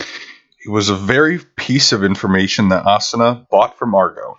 When Argo had asked Asuna what her business was, the answer surprised me. She said, I want you to find out if destruction is one of the possibility penalties for an unsuccessful attempt at upgrading a weapon. Argo's answer was just as unexpected as the question. I don't need to look that up. I already know the answer. We were stunned. Argo said up front that she'd give it to us for a cost of her drinks, and explained, strictly, as a failure penalty, weapon breaking will never happen. However, there is one way to ensure a weapon will break without absolute certainty. When you attempt to upgrade a weapon that is out of upgrade attempts. Meaning this. Last night, the wind fleuret was crumbled to pieces before our eyes, was in fact switched in at some point, and it had already been used, all of its allotted upgrade attempts. It was spent weapon. But the wind fleuret plus 4 hanging from Asuna's waist still had 2 chances left. So even if the attempt had failed, it could have not caused the sword to crack. Now that the spent weapon concept had entered the picture, I thought back to Rufiel, the fellow who tried out Neza's before Asuna's did. I couldn't determine if Neza had indeed switched out his anneal blade with a different one, but the result was 3 straight failures, not destruction. Perhaps he couldn't do this normal trick because there was so many people around, or perhaps he didn't have a spent anneal blade to switch it out with. If that was the case, it explained why Neza offered the crestfallen Rufiol a sum of money much higher than the going rate for a spent plus 0 anneal blade. He wasn't compensating for the man for his loss, but stocking up for his next attempt. Kirito. I blinked, snapped out of my speculation. My eyes focused and saw that the plaza below was shrouded in night, and few players were going to and fro. One player walked directly across the circular plaza. He wore a metal armor that reflected the light of the lampposts, and dark blue shirt, clearly the uniform of Lin's group, the top team among the frontier players. Asuna and I watched the bated breath as he approached the Neza smith shop and removed his sword from his waist attachment. Its lengthy shape identified it as a one-hand longsword, but it was slightly shorter and wider than my anneal blade. I couldn't be sure because of the distance in the darkness, but the large knuckle guard appeared to be that of a stout brand. That was a broadsword, a subcategory of one-handed swords that prioritized attack strength over speed. It was about as rare as a wind fleuret, if not slightly higher. Certainly good enough to be a target for his switcheroo, Asuna whispered. I was surprised that she didn't identify it at a glance, but I didn't let it show. Yeah, now whether he asked for maintenance or an upgrade. There was at least 50 feet between us at the southern west side of the plaza, and the outdoor blacksmith shop at the northern west edge. The search skills parameters adjustment brought it several details into focus, but it wasn't much too far to hear the conversation at a normal volume. Do you know that guy's name from Lin's team? I asked. Asuna thought it over. I think his name is Shivita, with a V, not Shibata. It was spelled Shivata. Seems pretty clear to me. All right then. We both practiced the foreign sound of the letter V by biting our lower lip. Meanwhile, Neza and Shivita had finished their negotiation, and the stout brand changed hands, sheath and all. This was the important point. We craned as close as possible to the window without being visible from the plaza, and focused on the blacksmith hands. Inevitably, our shoulders and even our hair brushed up against each other, but the proud fencer would certainly understand given the circumstances. If it was a maintenance request, Neza would remove the sword and place it against the small grindstone affixed to the side of the anvil. But he turned away from his client and reached out with his hand to one of many leather sacks on the carpets. Those sacks presumably contained different types of crafting materials, meaning an upgrade, I hissed. Asuna nodded vigorously and whispered, "The left hand. Keep your eye on his left hand." She didn't have to tell me. I kept my eyes fixed on the left hand, fighting the natural urge to follow the movement of his right. Shavita's broadsword hung from Neza's hand, still in the sheath. There was nothing unnatural about the position or angle of his arm. Very close to the sword was the display of a pre-made weapon for sale, but there was no way he could switch them. All of the other display weapons were common iron weapons. There was not a single rare weapon among them, and certainly not another stout brand. Besides, dropping the sword onto the carpet and lifting a nearby weapon would draw too much attention. I couldn't imagine that we'd have missed so much action when the wind fleuret was nearly stolen. Neza's left hand was completely still, holding the broadsword, while the right hand did all the work. He picked out all the materials from the leather sacks and tossed them into the forge next to the anvil. The dozen or so items burst into flames and eventually melted into one big lump, I assumed. I wasn't actually watching. At any rate, it was the highlight of an upgrading process. For an instant, the deep red light that signified heaviness upgrade shone from the forge, and then subsided into the waiting state. Every muscle in my body twitched. At the same moment the red light flashed, Nez's hand did something. Asuna must have sensed it as well, because our shoulders jumped. Did he? The sword. We kept staring, but couldn't finish our sentences. That brief flash of light, barely a half second, was enough to blind us the exact sight we needed to witness. As I watched, teeth grinding, the blacksmith gingerly raised the stout brand, as if he indeed done something to it. The sword looked absolutely identical to the one Shivata gave him.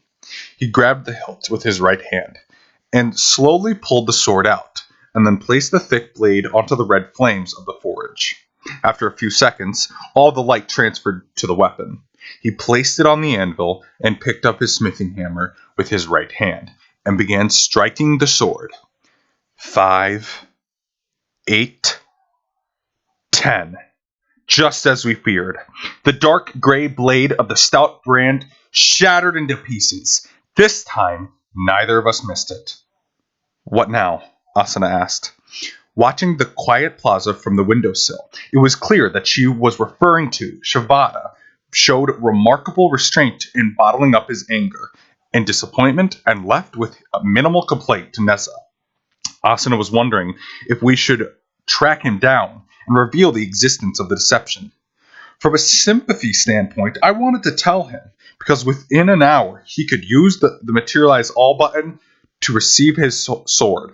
But from a more practical standpoint, Shivata would not be happy just to get his sword back. He would surely return to the plaza and confront Nessa with his evidence. And I could not predict what would happen after that. Nessa's actions were evil. Of that there was no doubt. The ought to suffer proper punishment from his misdeeds. But without the GM holding court in this virtual world, who would determine what was proper? Even a crafter could not just hang out in town all the time. What if, when he left the safety of the town village limits, some players attempted to punish him through the means without their control? What if they took it out to the ultimate conclusion?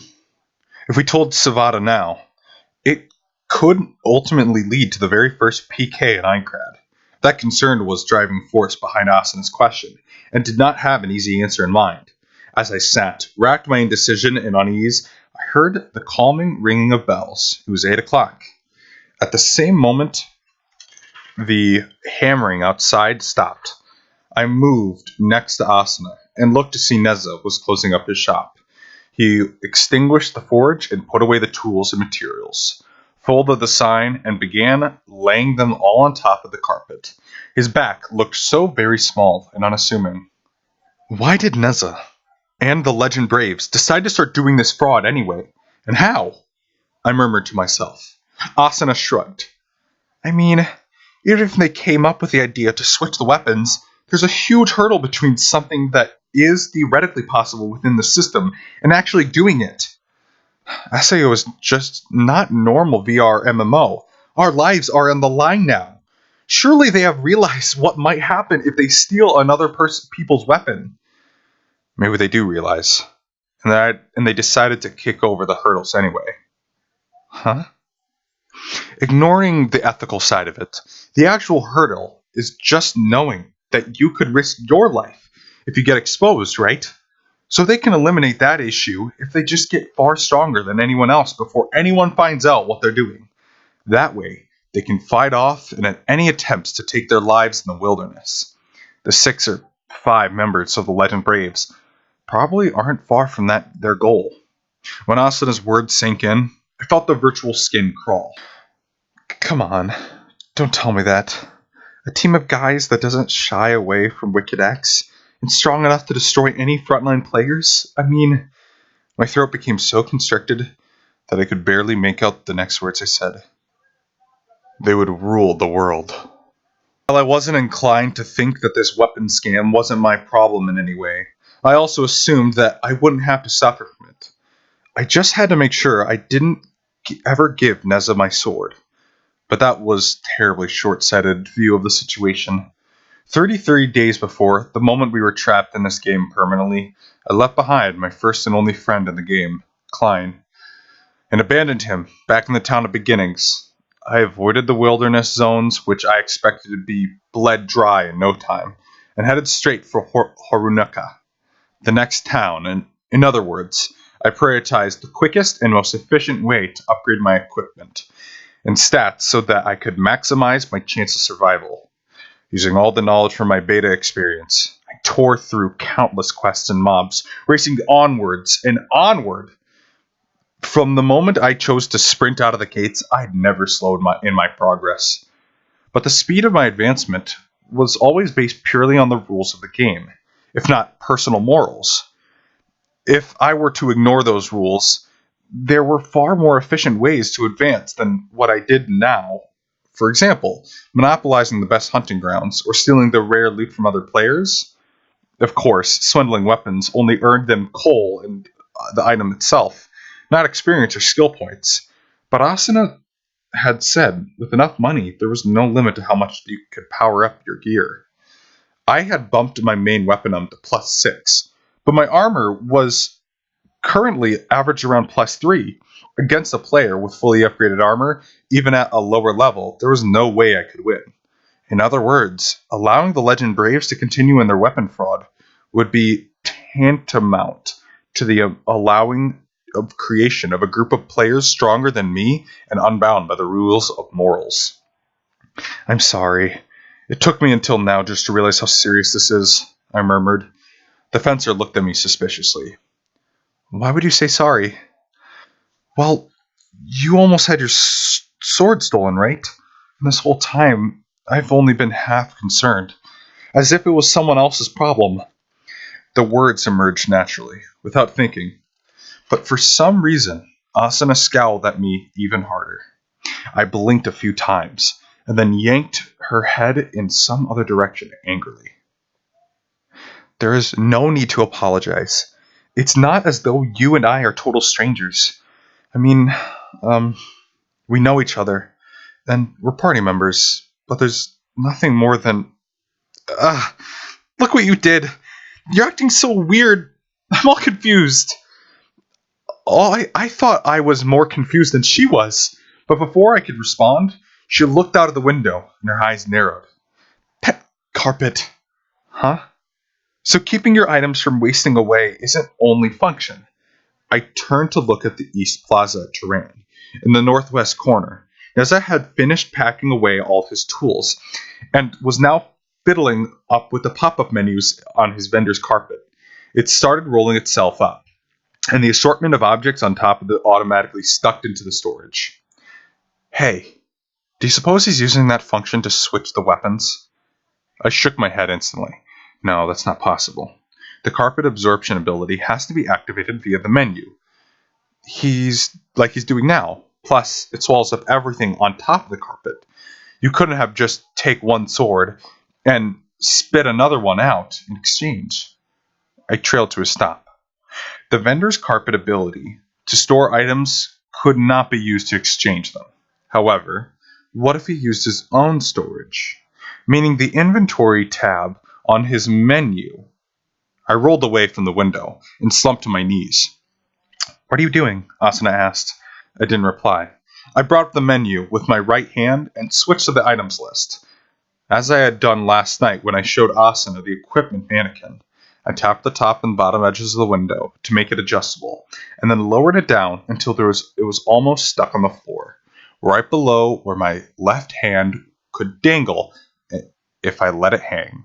Lastly, I pulled the anneal blade, sheath and all, off my back and held it dangling in my left hand.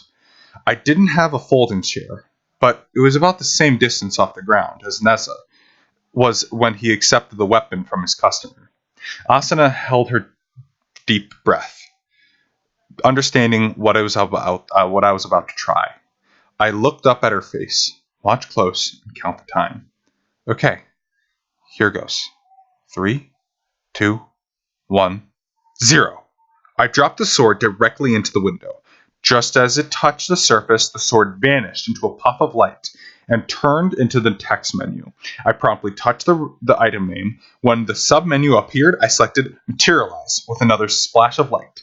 The sword reappeared, and I picked it up again. How was that? I looked up and met the fencer's wide-eyed gaze. Her hazel eyes blinked slowly and moved to my left hand, and she shook her head. It was similar in sight, but much too slow to be the same thing. It took well over a second for the sword to disappear and reappear. Maybe if I practice, I can do it faster. There were no other differences. There are big fancy effects when you put it in and take it out of the menu. Even time to happen at the same time of upgrading materials splash the forge, you can't hide that kind of effect. Plus, it shines twice. I see. I sighed and tapped the window on the floor to make it disappear. I stood up and slung the sword back into position. I thought I was onto something. I figured all the stuff stacked on the carpet could hide his menu. Wouldn't that be impossible too? I mean, if you put something on top of a window to set the inventory tab, wouldn't it all sink into it? Ugh, she was right. I nodded and looked out of the window again. Neza was just leaving the plaza, rolled up carpet resting on his shoulders. His head was down, as though feeling the weight on his shoulders, and plodded heavily away. It was not the image of a man who had just scored himself a rare and valuable stout brand. If we can expose the trick he's using, I suppose we'll just have to go and reveal the truth to Shivada, she said. If the sword returns to him, that will prove that there was a deceptive attempt to steal it. But if that happens, all the blame would fall onto Nez's shoulders, and the other 5 braves could get away scot-free. Obviously, what he's doing is wrong, but I just get this feeling. I trailed off. Asuna fixed me with a direct stare. For a moment, it seemed as if the powerful light in her eyes softened for a bit. You can't imagine that Neza is doing all this entirely out of his own volition, am I right? Huh? Her eyes widened. She'd hit the nail on the head. Asuna turned away and leaned against the wall, looked up at the dark ceiling, and spoke in a slow cadence. Do you remember what he said yesterday? When I went to ask him to upgrade my wind fleuret, he asked if I wanted a new weapon or to repair my old one. It was as if he left out the option of upgrading, hoping he didn't have to do it. I see. Good point. That would explain why he made such a sour face when you asked him to upgrade. Honestly, if Shivada was able to expose his fraud, if all the Legend Braves stood up for Neza and said that they were false charges, I wouldn't mind that much. But if they abandoned him and tried to pin all the responsibility on his shoulders, in the worst case scenario, all the rage of the player's population would be focused on Neza, and he might be executed. In fact, the probability was fairly high. After all, the 5 warriors all took the names of legendary shoulders and heroes. They didn't include Neza in that crafter, in that pattern. Oh, about that. Asuna held up a finger, as though just remembering something. What? Something's been bugging me ever since you told me that he was a member of the Legend Braves. His name, Neza. So I asked Argo. At the precise moment, a purple icon started blinking on the top right side of my vision, and I held up my hand to cut her off. I clicked the icon and opened it to a long, private message. Speak of the devil, it was from Argo. First report. Beneath that header was all the information I'd requested about the Legend Braves. Names, levels, rough character builds, and it was impressed the amount of info to compile in such a short amount of time. I set my window to visible mode and beckoned Asuna over to look at the message. At the top was Orlando, their leader. Level 11, used a longsword and shield and heavy armor. Along with these data was a simple sentence explaining that the source of his name. That was part of the request by Asuna. All my uncertain memory recalled that he was indeed based on the 12 peers of Charlemagne, his paladin knight, but Orlando was the Italian styling of his name, while the original French was Roland. Where do you suppose Argo got this information? I noted wryly. Asuna giggled. She must have known someone with a major history buff. So Beowulf was Danish, not English, and Kunkulian was from the Gaelic mythology, like we guessed. We went down the list, ignoring the characters' info, reading the sources of their names. When we reached Nez's name at the bottom, I let out a long breath. His level was 10, a fairly high number thanks to the fact that crafting gave experience points on its own. But it didn't help the fact that his combat skill proficiency, which would make fighting on the front line difficult for him. Naturally, his player build was tuned to be a blacksmith, and at the end, the source of his name. Huh? What? We yelped together. The answer was totally unexpected. Does this mean we're pronouncing it wrong? But I remember the other Braves are calling him Nezu. We looked at each other, then back at the message. If what was written in his lengthy name background was true, I had terribly misunderstood him. A moment later, several pieces of information stored in my brain as separate clumps suddenly began to rearrange in cells, linking together in a shining bright. Oh! I lifted my left hand, squeezed it, watching closely, and opened again and closed. In that instant, I knew I had finally grasped the secret of Nez's weapon switching trick for good. Of course! That's what it is! 10. I roughly thrust my sword and scabbard forward. Neza, the blacksmith, looked at me doubtfully.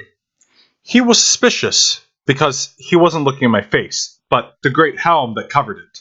The only thing it featured were a narrow slit at my eyes. Such helmets were excellent in terms of defense, but terribly limited in players' vision.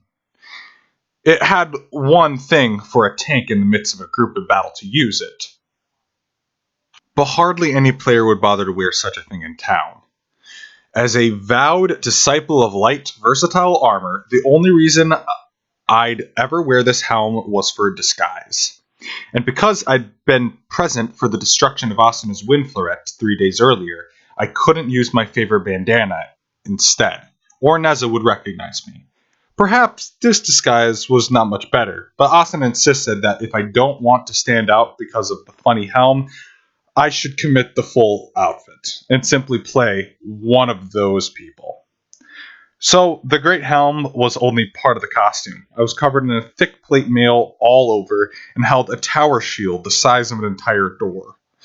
All of the items were the cheapest of the type available in NPC shops, and the equipment weighed was just light enough. Not to send me into the red, but the cramped clothes and sensation threatening me to go claustrophobic within a half day. Feeling a newfound sense of appreciation for those tanks who'd taken part in the boss raid, I handed my sword over. The anneal blade, my only truly rare piece of equipment right now. I'll take a look at the properties, he said quietly, tapping on the hilt. When he saw the contents of the window, his downcast brows shot up. Anneal blade +6?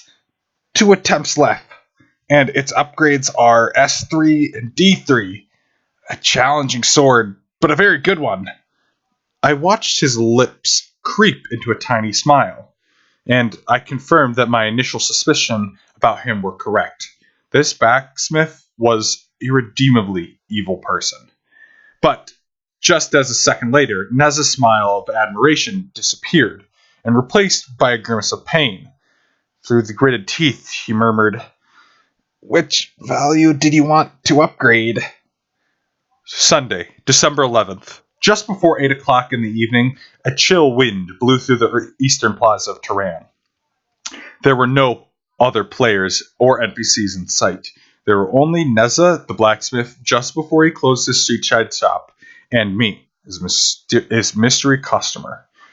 Somewhere in the empty houses lining the plaza, Asuna was watching over our encounter, but I couldn't feel her gaze for all the thick metal armor.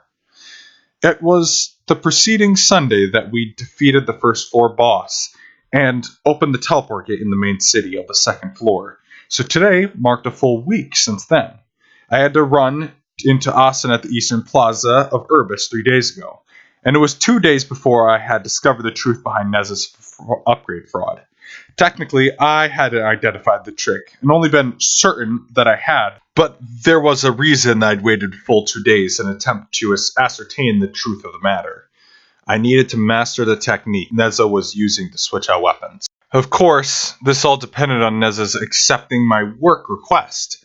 Telling myself that the hassle of all this full plate armor had succeeded in convincing him, I murmured in answer to the blacksmith. "Speed, please. I'll pay for the materials. Enough for 90% chance." Neza had heard my voice 3 days ago, but the disorienting effect of the great helm helped disguise it enough to keep him from realizing that I had been the companion of the woman with the wind floret. "Very well. For enough to boost the chances to 90, that will be 2,700 coal, including the cost of labor," he explained, his voice tense. I agreed in a flat tone as I could muster. Beneath the thick breastplate, my heart was already racing, and my gauntlets were clammy with sweat. If my suspicions were entirely wrong, Neza wasn't in fact a fraudster, and a weapon destruction had indeed been added as a possible failure state, then my beloved anneal blade +6 might be gone forever in a matter of minutes. No, that was not at all. After all, we retrieved Asuna's wind floret through the use of materialize all items command. Even if my theory about the trick was wrong, I could still get the sword back within an hour by using that button. So all I had to do was stay calm, watch everything that happened, and hit one icon at the proper moment. Nothing more. I waved my left hand to bring up the menu, and flipped to the trade tab. I paid Neza his price. Normally I might have closed it after that, but this time I left it open on top of the screen. Fortunately, Neza did not seem to find this suspicious. 2,700 coal, paid in full," he muttered, and turned to the forge. Very naturally, he let the end of the sword of his left hand dangle just inches above the many products crammed on top of his carpet. It all started here. My concentration had been sucked toward the portable forge for the last time, so I kept my gaze directly fixed on his left hand. My field of view was greatly limited by the helm slits, but that helped me ignore any misdirection he attempted through flashy forge display. Neza must have tossed the upgrade materials straight from his stock into the forge, because everything flashed a bright green for a second. If I had a view of the forge, my eyes would have been dazzled by the light for just a second.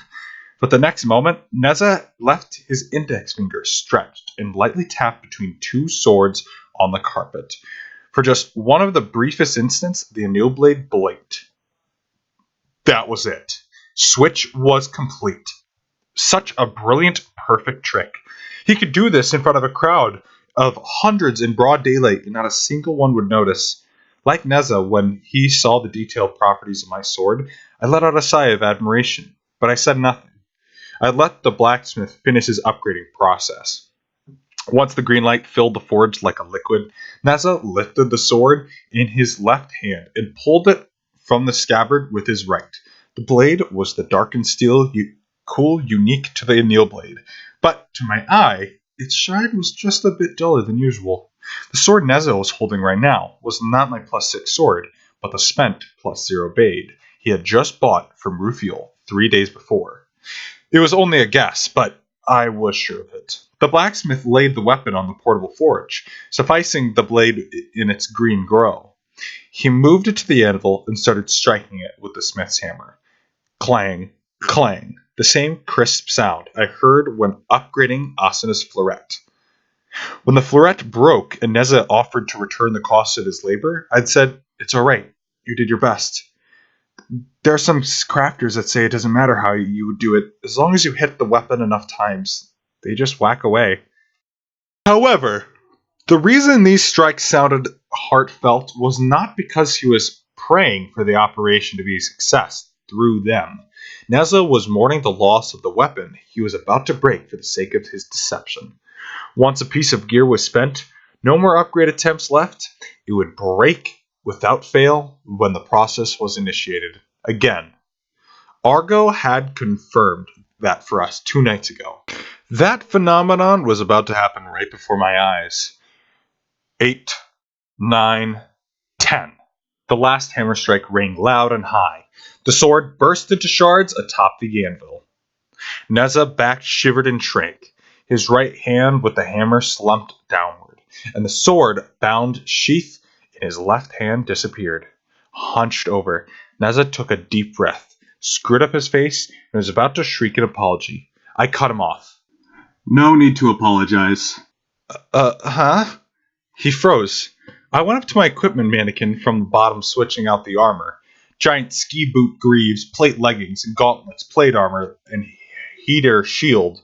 The items that made up my disguise vanished one by one. When the great helm came off, my bangs flopped down over my forehead. I pushed them back and heaved a deep breath. Finally, I equipped the coat of midnight, its black hem swaying. Neza's narrow eyes went wide. You're the guy from. Sorry for dressing in disguise, but I figured you would refuse my request if you recognized me. I meant to say this in the most friendly and understanding tone of my voice, but the moment he heard it, Neza's shock morphed into the fear. In that moment, he knew that I discovered the existence of his scam, and even how it worked. Without taking my eyes off the frozen blacksmith, I pushed an icon on my main menu, the weapon skill mod activation button. With the quiet swish, another sword appeared in my right hand, heavy and wrapped in black leather sheath. It was my partner in the battle since just after this game of death began, my Neelblade +6. Neza grimaced. It almost pained me to see the expression. No one would suspect another player from having a quick change mod so early, especially not a blacksmith. And hiding the menu is no use between the wares and lined up in your carpet. Brilliant. Whoever thought of this must be a genius. Neza's shoulders slowly shrank until he finally slumped over and hung his head. A skill mod, short for modification, was a skill power-up available to players at a certain interval of proficiency in a particular skill. For example, when the search skill reached level of 50, the first mod became available to the player. You could then choose from a number of options, such as a bonus to search for multiple targets, as a bonus to increase search range, or optional augmentation ability of pursuit. There were tons of useful mods, and choosing between them was hard as it was enjoyable. Mods could also be applied to the numerous weapon skills in the game. Quick Change fell into that category. It was a common mod available at the very first choice for most one-handed weapons, but very few players ever picked it first.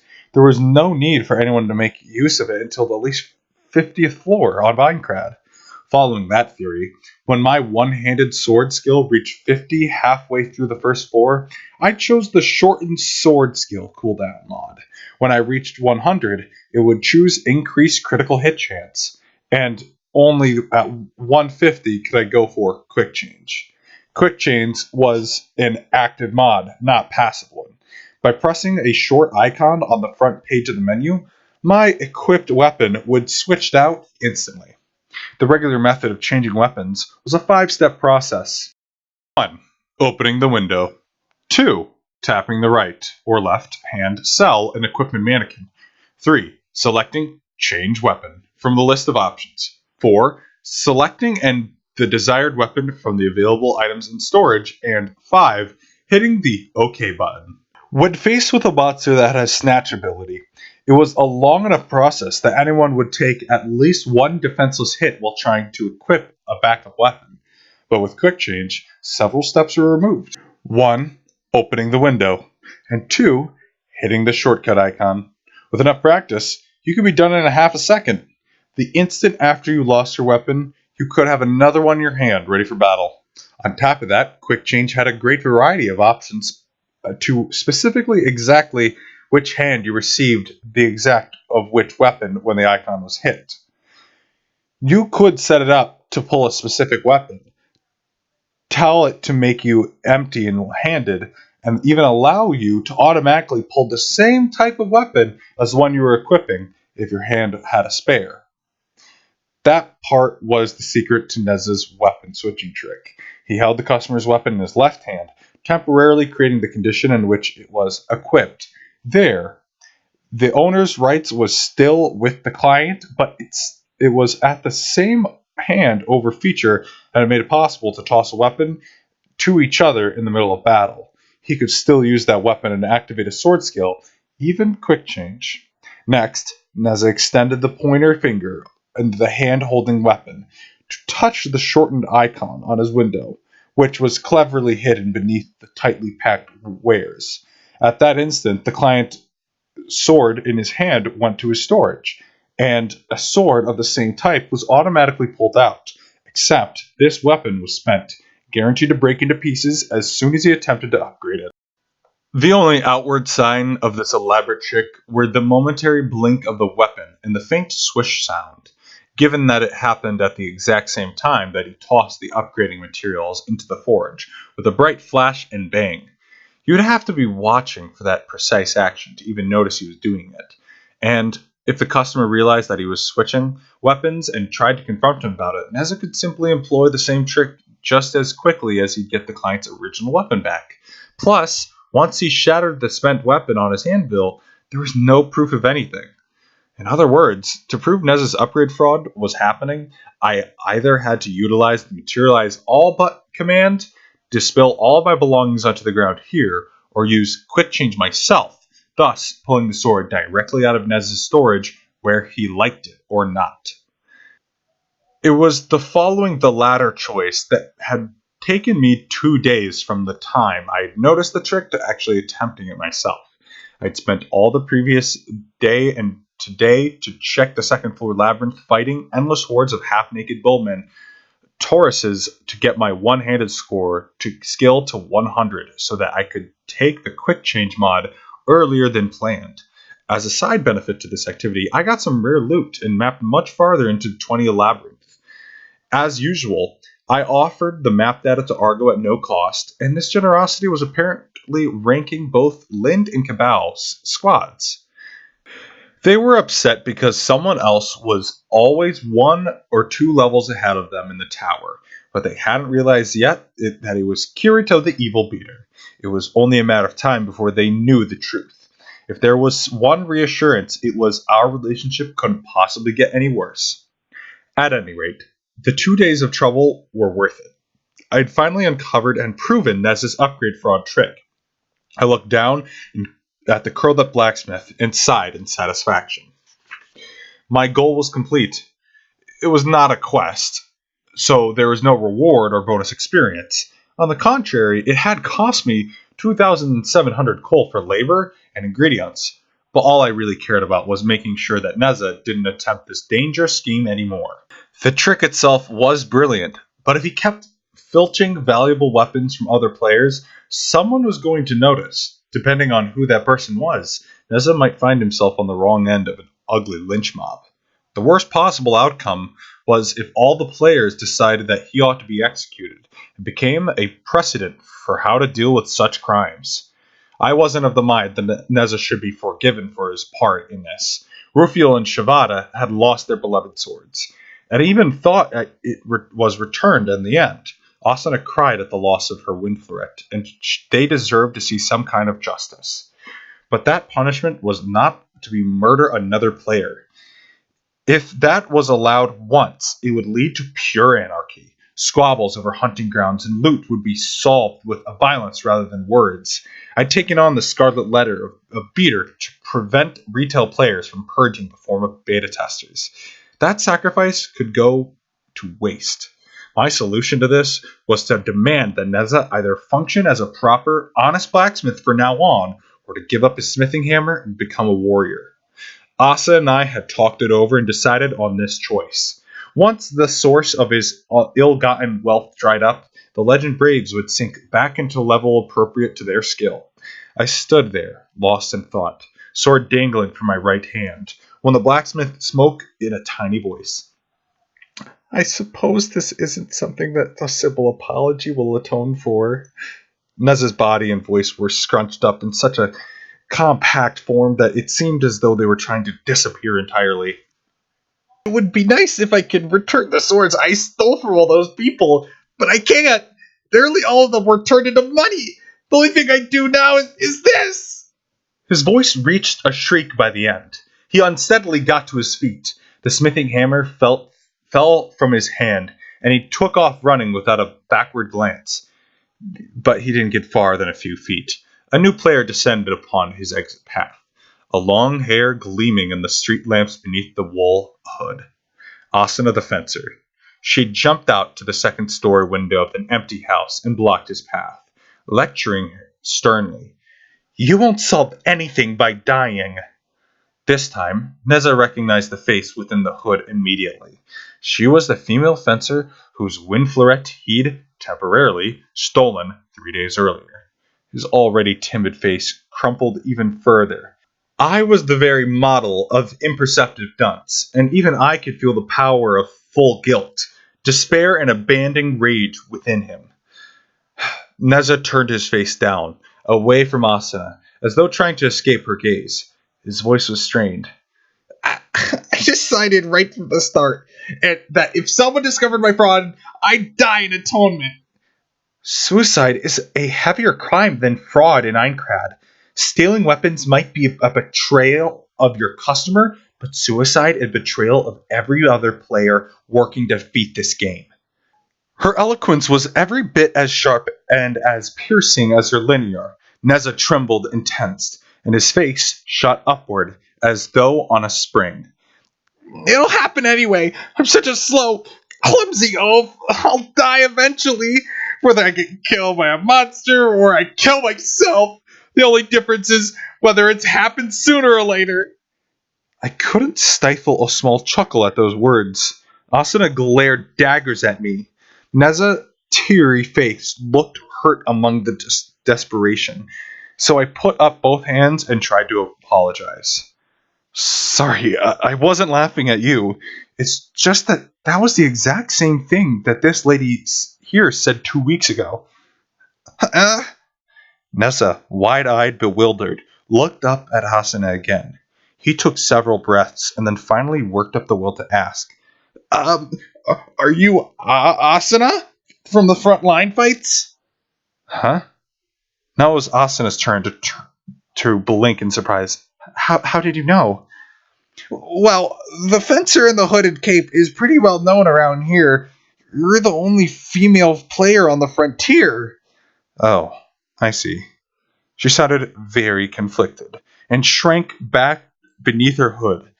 I took a few steps closer and offered some advice. Sounds like your disguise is actually starting to identify you.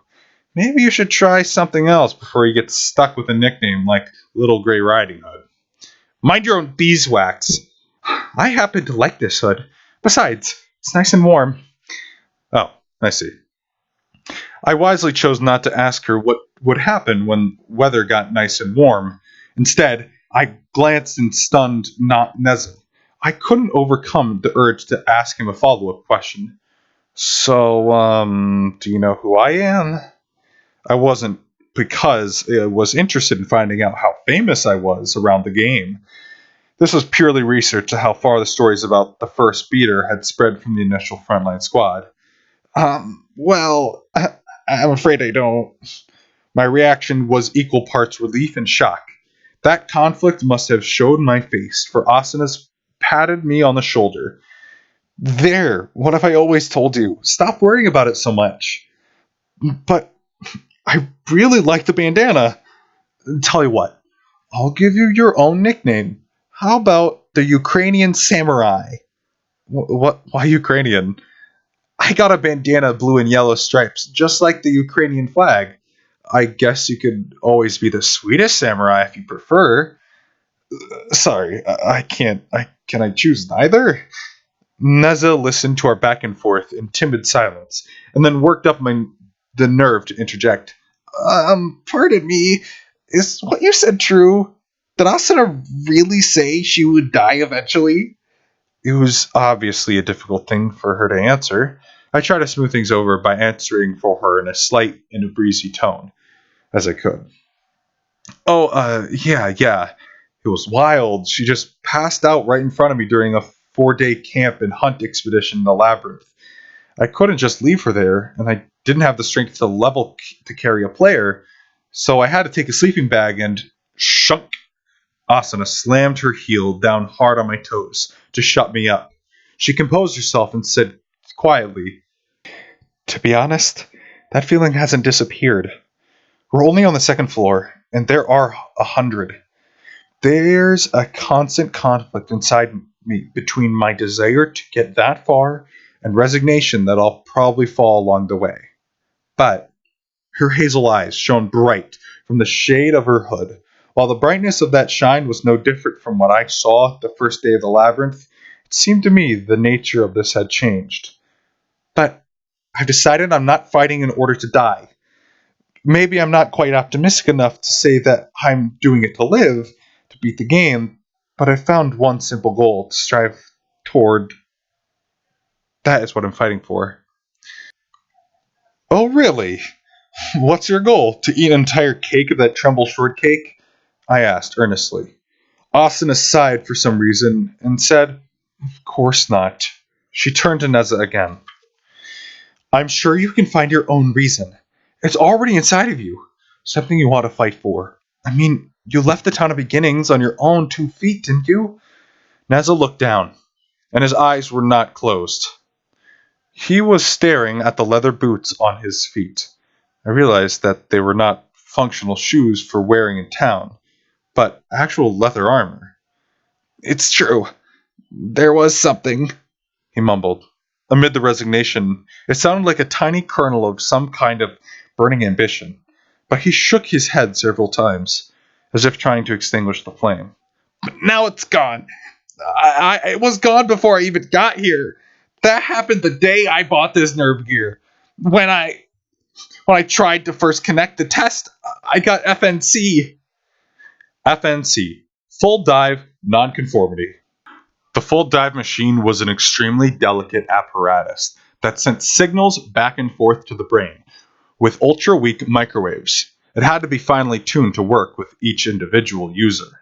But of course, they were producing thousands and thousands of units for mass market use, and they couldn't spend ages of time on fine maintenance. The machine had automatically calibration system that went through a long, tedious connection test on the first use.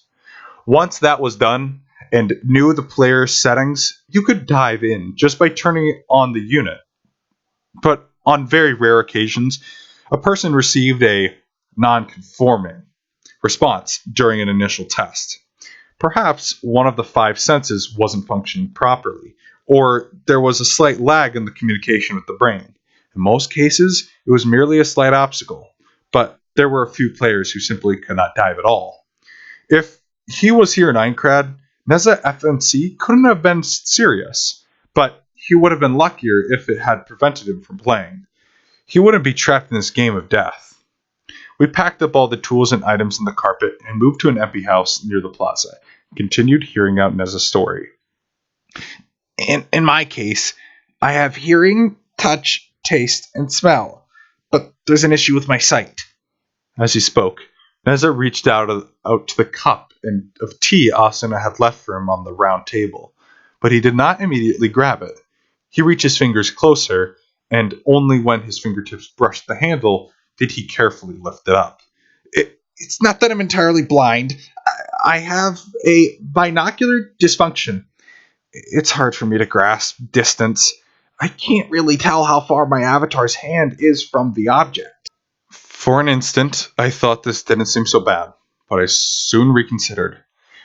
If SAO was an orthodox fantasy MMORPGs, Neza's disability wouldn't be such a big deal. There were classes that had auto-hitting, auto-range attacks, a mage, for example. But SAO didn't even have archers, much less mages. Every player who fought in the game did so with a weapon in his hand. And whether his sword, axe, or spear, the ability judged distance to tell exactly how far away the monster was made all the difference in the world. The very cornerstone of combat here was understanding on a physical level how far your weapon could reach. Neza took a sip of tea and carefully returned the cup to the saucer. He smiled hollowly. Even hitting a stationary weapon on top of an anvil with a short little hammer is extremely difficult.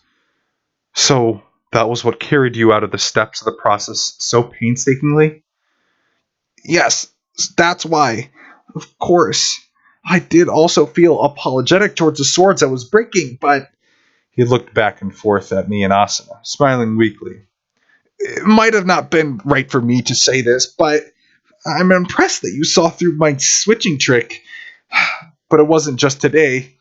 You remotely retrieved Asuna's sword Winfloret +4 3 days ago, so you must have known then. Oh, at that point it was just a suspicion. At the time, I noticed an hour limit maintained ownership was nearly up, so I had to burst into Asuna's bedroom and force her to use the materialize all items command, and then I felt a piercing stare from the right, narrowly avoiding spilling the beans on what her inventory contained. The Winfloret came back, and that was when I knew you'd committed fraud. But it was 2 days ago that I figured out you were using quick change to pull it off. The key was in your name, Neza. Or should I say, Nataku. Neza, or Nataku, sucked in a sharp breath. His fists clenched and even lifted up out of his seat for a moment. When he sat again, he looked straight down in shame. I had no idea you figured out that too. Well, that required information dealer to discover. I mean, even your friends in the Legend Braves were calling you Nezu. It means they didn't know either, did they? Why your name Nataku? They just call me Neza. I picked up that spelling because I wanted people to call me that, the blacksmith said. He nodded and began to explain. Yes, you're correct. Nataku, also known as Naza or Prince Nata. He was a boy god in the Ming period fantasy novel Fengqian Yanyi. He used a variety of magical weapons called Paopei and flew through the sky on 2 wheels. He had every bit of legendary hero as Orlando and Beowulf. In the Western alphabet, the Chinese name was translated to Neza, but only a true fantasy or Eastern mythology would recognize a reference to Nataku. It would be especially difficult here in Aincrad without any internet search engines. I couldn't help but wonder what kind of brain trust Argo had in her network of contacts. At any rate, when I saw the blacksmith's true name at the end of her write-up in the Legend Braves, I had finally had an epiphany. He did not join the game and intend to be a crafter. He tried to be a fighter, but due to his circumstances, he was eventually forced to become a blacksmith. However, that meant despite playing as a smith now, his weapon skills might already be above a certain level. Following that line of logic, I eventually hit upon the possibility that he was using a battle skill mod, Quick Change, to switch out weapons. The rest was history.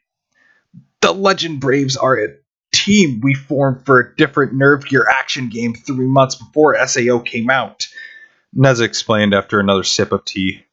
It was a very simple game where you use swords and axes to fight off monsters in a straight line map, and tried to get a high score. But even that was difficult for me. Because I had no perspective, I'd swing when the monsters were too far away, and they'd come close and hit me. The team could never get into the top ranks because of me. It wasn't like I knew Orlando or the others in real life, So I probably should have left the team or quit playing, but He clenched his fist again, his voice trembling. no one told you to leave the team, so it used it as an excuse to stick around. It wasn't because I liked that game. It was because we decided that we'd all switch over to the very first BR MMO, Sword Art Online. When it came out in 3 months, I really, really wanted to try out SAO. But because of the first FNC, I didn't have the guts to start it up on my own. I was weak. I figured if I got into the Orlando's party on SAO, I might be able to grow stronger, even if I still couldn't handle a fight that well. We could only sit in silence as we listened to his painful confession. It wouldn't be easy to say that I understood how he felt. The moment I saw the very first trailer for SAO, I swore to myself that I would play this game. Even if I had a worse FNC than Neza, I'd have gone in head first as long as I was able to dive. But I couldn't say that out loud. I abandoned my very first friend back in the town of beginnings, someone seeking help, just like Neza. However, he interpreted my silence. The blacksmith smirked in self-deprecation and continued his tale. I went by a different name in the previous game. I used the name that anyone would recognize as a hero, like Orlando or Kunkulian. The reason that I changed it to Neza was a sign of humility or flattery. I was trying to say I won't call myself a great hero like you guys, but I can still stick around. When they asked what it meant, I said it was based on my real name. That was a lie, of course. Every time they call me Nezu, I want to say it's still the hero's name. I don't know. It's silly. Neither I nor Asuna denied or agreed with Neza's self-flagellation. Instead, a quiet question emerged from her hood, which was still up, even indoors. But then things changed when we got trapped in here, didn't they? You stopped venturing into the fields and switched to crafting. As a blacksmith, you can still support your friends without fighting. But why would you make the jump to swindling people? Whose idea was it in the first place? Yours or Orlando's? She kept the point as quick and accurate as if she were in battle. Neza had no response. When he did answer, it was a surprise. It wasn't me, or Orlando, or any of us. Huh? Then who? For the first 2 weeks, I tried to cut it as a fighter. There's one skill, just one, that allows you to fight remotely. I thought I might be able to hack it in that way, even without being able to judge distance. That didn't seem like it would work to me. But explain for Asana's sake. There's a throwing knife skill, but it's kind of... Yes, I brought as many of the cheapest throwing knives as I could to the town in the town of beginnings, hoping to train my skill. Once I used up my stock, there was nothing I could do. Plus, the stones out in the field you could throw hardly do any damage, so it really wasn't the use or a main weapon skill. I gave up once my proficiency reached 50 or so. And because the other braves stuck around to help me with that, we ended up getting off to a slow start. The Legend Brave's slow start was probably not due to them helping Neza train with throwing knives, but because the other beta testers and I rushed off to top speed on the very first day and left everyone in the dust. I had a feeling Asuna would throw me some very dirty looks if I mentioned that, however, so I kept it to myself. Things got very tense when I said that I'd give up learning how to use throwing knives. No one said it out loud, but I'm sure they were all thinking that the guild got off to a slow start because of me. Even after becoming a blacksmith, training a crafting skill takes a lot of money. It seemed like the other guys were just waiting for someone to suggest to cut me loose and leave me back in the town of beginnings. He bit his lip before continuing. Really, I should have offered on my own, but I couldn't just say it. I was afraid of being alone. Anyway, in the corner of the bar where we were talking to someone, I thought it was just an NPC who came up and said, If you're going to be a blacksmith with some weapon experience, there's a really cool way to make more money. Asa and I shared a look. It hadn't occurred to us that the idea for quick change weapon trick came from someone outside of the Legend Braves altogether. Who was it? I don't know the name. They only told me to switch the weapons and left immediately after that. Haven't seen them since. It was a strange person, too. Funny way of talking, funny outfit, wore a hooded cape like a rain poncho, glossy and black. Poncho? Asa and I repeated together. Hooded capes were a fairly common item in fantasy-styled RPGs like SAO, practically a staple of the genre. Asuna herself was wearing one of her own at the very moment, though it was on the shorter side. Just a minute earlier, she had claimed that she wore it for warmth, but the real reason was for those hoods that was not the ability to keep out the cold and rain, but to hide her face. And whoever this man in the black poncho was, he likely wore it for the same reasons. Asuna seemed to read my mind, and she pulled back her gray hood with a snort. Even in the empty room, lit only by a single lamp, her gleaming chestnut brown hair and pale skin seemed to give off a light of their own. Upon seeing her face clearly, Neza wide eyes squinted, as though staring into the sun.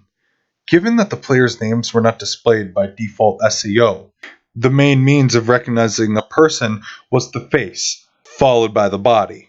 Eventually, the equipment and fighting style of a player might become part of their persona, but at this point in the game, everyone was rapidly switching to newer gear, even changing their main weapon skill.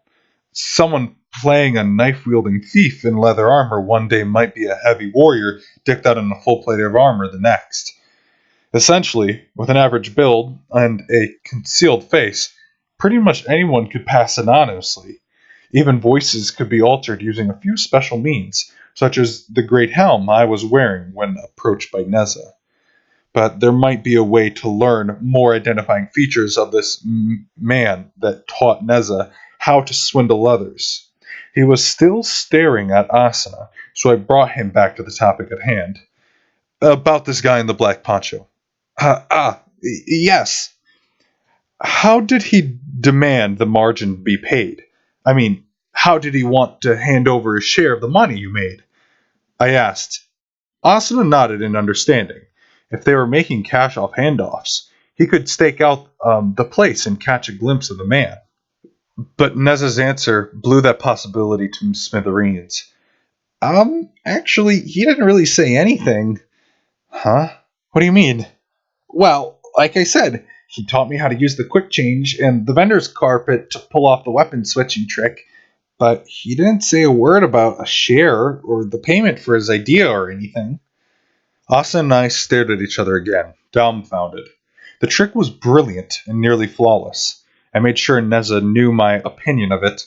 The trick was certainly possible back in the beta tests, but no one in the 1,000 testers had come up with the idea. Whoever devised it was a creative genius. If Neza had chosen a player handle based on his own given name, Asuna hadn't asked Argo for the info on Nataku, I would never have figured out the trick. But because of that, it was very jarring to hear that the poncho man who devised this brilliant idea would hand it over without asking for anything in return. If he hadn't asked for coal, what did he stand to gain from giving this idea to the Legend Braves? Clearly, it wasn't out of sheer altruism. It was a fraud, meaning a ripping off of players. So, you're saying he just butted into your conversation, explained how to switch weapons like that, and then disappeared? Asuna asked. Neza was about to agree, but he stopped before commenting. Well, technically, he did say a bit more. A scam is a scam, so Orlando and the others weren't into the idea at first. They knew it was a crime, but he just laughed. It wasn't put on or menacing. It was really just a pleasant laugh, like out of a movie. Pleasant laugh? Yeah, it was like he just hearing it made everything seem so unimportant anymore. The next thing I knew, Orlando and Beowulf, all of us were laughing with him. And then he said, "We're in a game, you know. If they weren't supposed to do something, they'd outlaw in the programming, right? So anything you can do, you're allowed to do, don't you think?" "That's total nonsense!" Asuna exploded before Neza had barely finished. "That would mean you could just butt in and attack someone else's monster, or create a train that attacks someone else, or any other thing that was completely against proper manners. In fact, since the anti-crime code is turned off outside towns, that would mean it's totally okay to..." She stopped mid-sentence, as if afraid of saying it out loud might cause it to come true. Without thinking, I reached out and brushed Asuna's arm. The white skin even paler than usual. In most cases, she would pull off several feet away in disgust. But now, that contact grounded her emotions, and the tension drained out of her. I pulled my hand away and asked Neza, "Was that all the Poncho Man said?" Yes. We nodded to him. He stood up. He said, "Good luck," and left the bar. "I haven't seen him since," he said, his eyes wandering as though searching his memory banks. "Now it all seems very mysterious. After he left, the guild most certainly changed. Everyone seemed very gung-ho on the idea. I'm ashamed to admit that I decided I'd rather be a centerpiece of the money-making scheme than be relegated to a useless baggage, dragging everyone down. But..." The expression flooded back into Neza's face. He squeezed his eyes shut and grimaced. "But the first time I tried the trick, when I broke that substitute weapon and saw the look on the customer's face, I knew. Just because it was possible within the game didn't make it right. I should have given the real sword back and explained everything, but I didn't have the guts. When I went back to the hangout bar, I was going to say we should call it quits, but when they saw the sword I stole, they were so happy. They just how great it was, and I just couldn't." Wham! He suddenly slammed his forehead down straight onto the table. Purple light flashed from the walls of the room. He did the same thing again and then again, but his HP were protected by the game's code in town. He didn't know what to do. We'd prevented him from attempting suicide. He had no means of replacing the victim's belongings, and he couldn't even return his friends. If there was one way to atone for his sins, it would be to publicly admit his actions and apologize to the player base. But I couldn't demand that he do it. I couldn't guarantee that all of the honest upfront players fighting to free us all from Einkrad, some of whom were victims, would forgive Neza for his actions. And I couldn't imagine the punishment they might devise for him if they didn't. The only realistic solution I could come up with was that I have to go through the teleporter gate in the back of town beginnings and hide himself in the vast city. Or perhaps he could reverse course going back to fighting and find some other contribution through battle. The problem with that was that the throwing knives were total sub-skill, better for nothing more than distracting enemies. But then I remembered a rare piece of loot that I had gotten from a difficult Taurus ring hurler in the labyrinth just earlier that day. It was rare, but not particularly valuable, and no use to me. Something very eccentric and long-ranged. Neza. He raised his forehead off the table an inch. I saw cheeks wet with tears. "What's your level?" "I'm level 10. "Then you've still only got 3 skill lots. What are you using?"